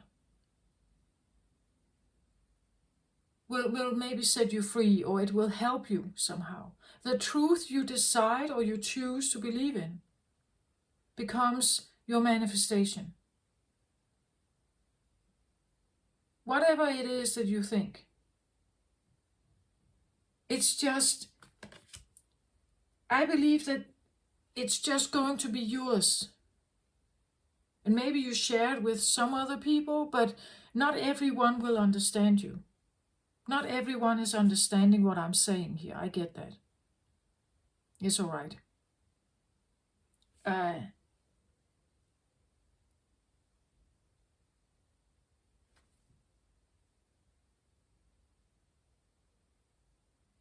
Become very, very aware of the words, right? Your words in your own mind. The things you tell yourself when you are actually not really listening, like the tape recorder in the back of your mind. Stop yourself if you feel the criticism, or if you project and compare with others. Maybe just become aware of it. Why am I comparing myself? Right? Is this like a default set in me? Do I always do that? Do I feel a need to criticize others? Do I realize that others seems to find a need in criticizing me? Do I rebel against it? Do I say no? Do I stop them?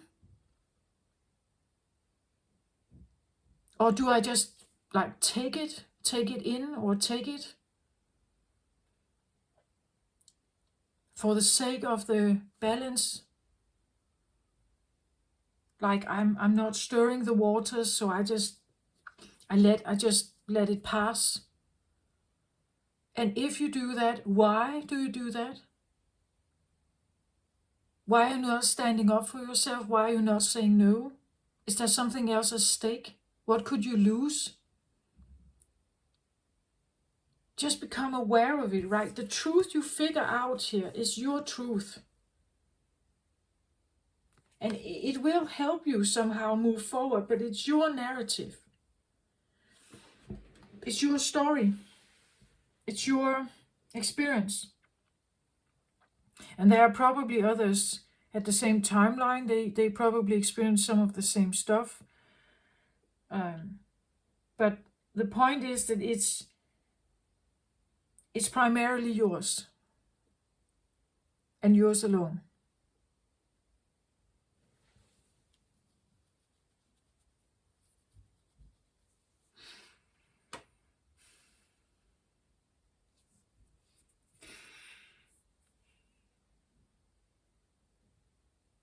And whatever people may call this, what you could be attracted to, right? The point is that when we get attracted to something that is our opposite, there is actually a healing prospect in it. We just have to become aware. Why is it that I long for this?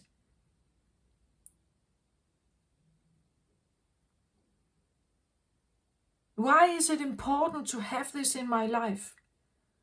Because it seems like I can't produce it or be it on my own. But what if you could?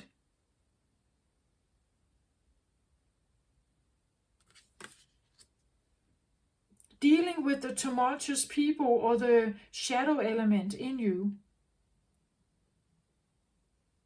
is maybe the biggest healing, right? It can give you the biggest healing. But not if you go in there blindly. Not if you are not aware. Then you just repeat a pattern and you feel rejected again or burned by something here again. Isis, with many names, forms, associations, and expressions, is referred to as the goddess of 10,000 names. A name holds power. It defines and energizes all limits. The names, faces, and roles that you play are just one part of your being, yet you exist beyond them. Beloved initiate, as a vast being. You are currently realizing that you are not limited by previous identities you held. Instead, you are becoming more of your whole self. Enjoy the uncovering of even more of you. You are multifaceted, multidimensional being. And all the stuff that we try to hide and keep down, it's still a part of us. It's a part of you, it's a part of me. I have carried a lot of shame and guilt, and I probably still do to a certain extent. But I'm trying to figure out how to bring some of it forward, right? Or at least just align with the fact that because I am this, I'm not necessarily a bad person, or I'm wrong, or like a defective human or something. No, I'm not.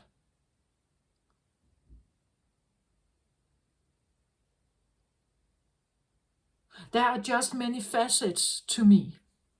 I have different versions.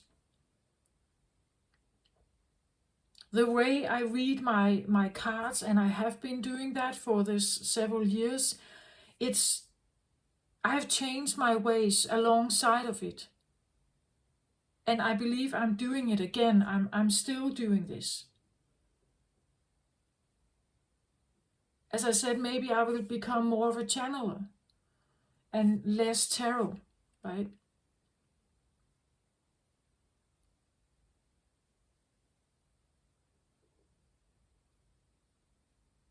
That's what I feel like. It's could be, again, when you take a stand, you realize a different facet of yourself, and that is part of a healing. It seems like we all want to find home or balance or connection,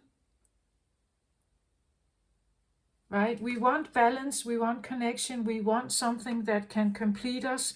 But to do that, you go through a healing process here. You can't force it. You can't force it. You just have to let it happen. Have to let it arrive. You take, maybe you're courageous about it, but just not forcing anything. It's actually important that you are not forcing.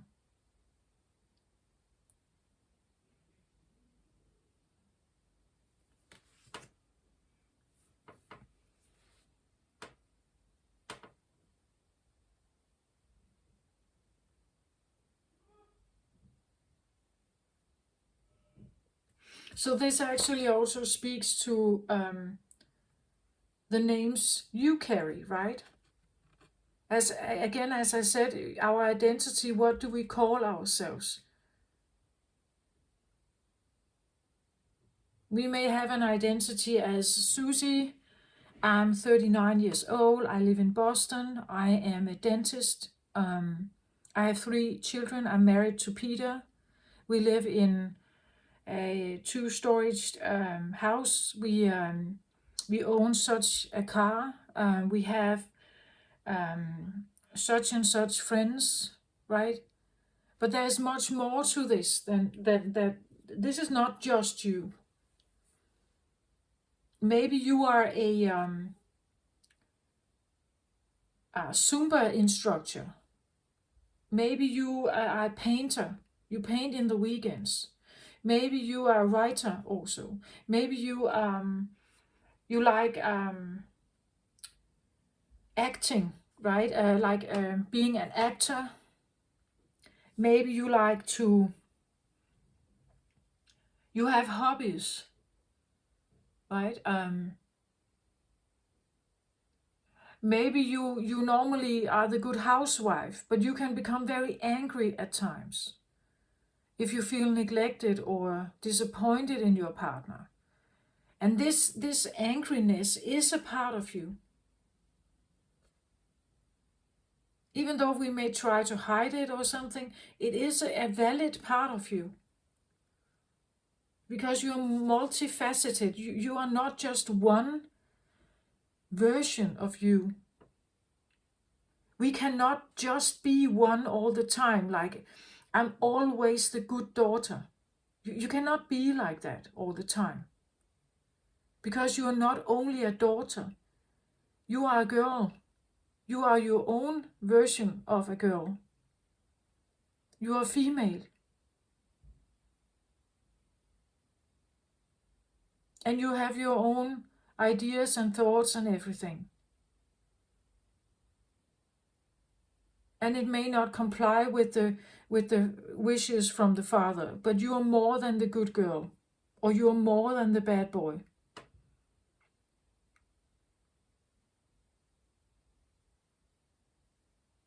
And it's about becoming aware of it, seeing it, right?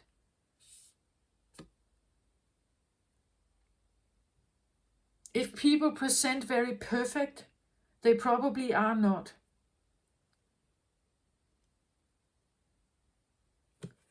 There's always a different side to the story, or a different side that they are not showing you.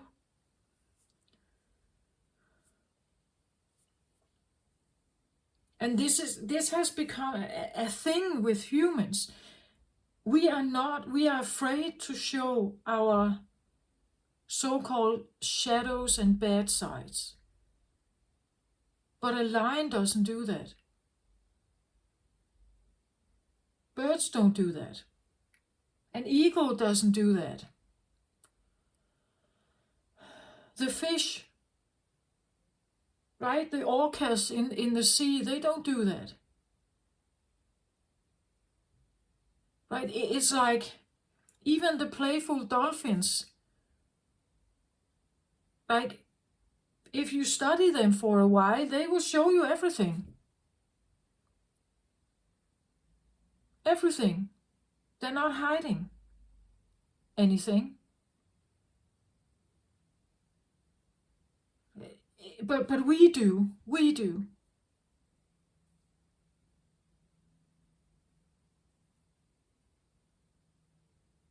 It's an interesting thing.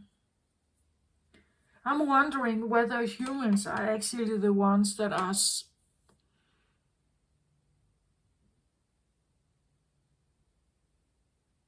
most in trouble.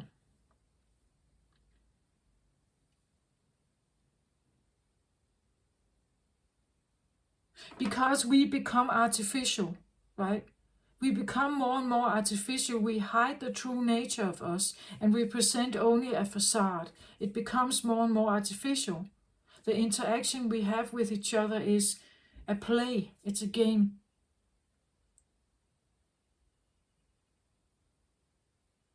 The honesty is not there. We don't dare to show the honesty.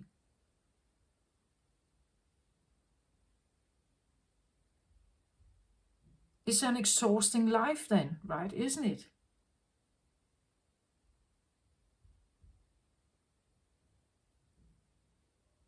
Anyway, this is just my interpretation, again, my truth, my narrative maybe, or my experience. This is something that it was channeled one morning when I was waking up. It just felt like I just wanted to share it. Again, that's what I try to do here. And you can take it, if go with it if you like it. Give my reading a thumbs up if you like it, so the algorithm will pick up on it, and share it more on YouTube. Hit the notification bell if you like what I do, but otherwise I really just want the message out. That's the whole point of this. That we somehow have to wake up and become more authentic. Accept the facets of us. We should actually learn from the animals. Right? We should learn to express ourselves. But I get it. A lot of trouble can come from that. A lot of protest and rebellion can come from it. But maybe we need that. Otherwise, we live in a box, in a matrix, and we try to comply with it and hide ourselves.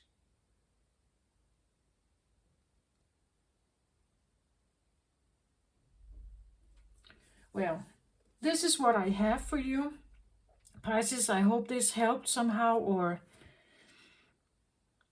yeah. And I wish you the very best. Take very good care of yourself out there.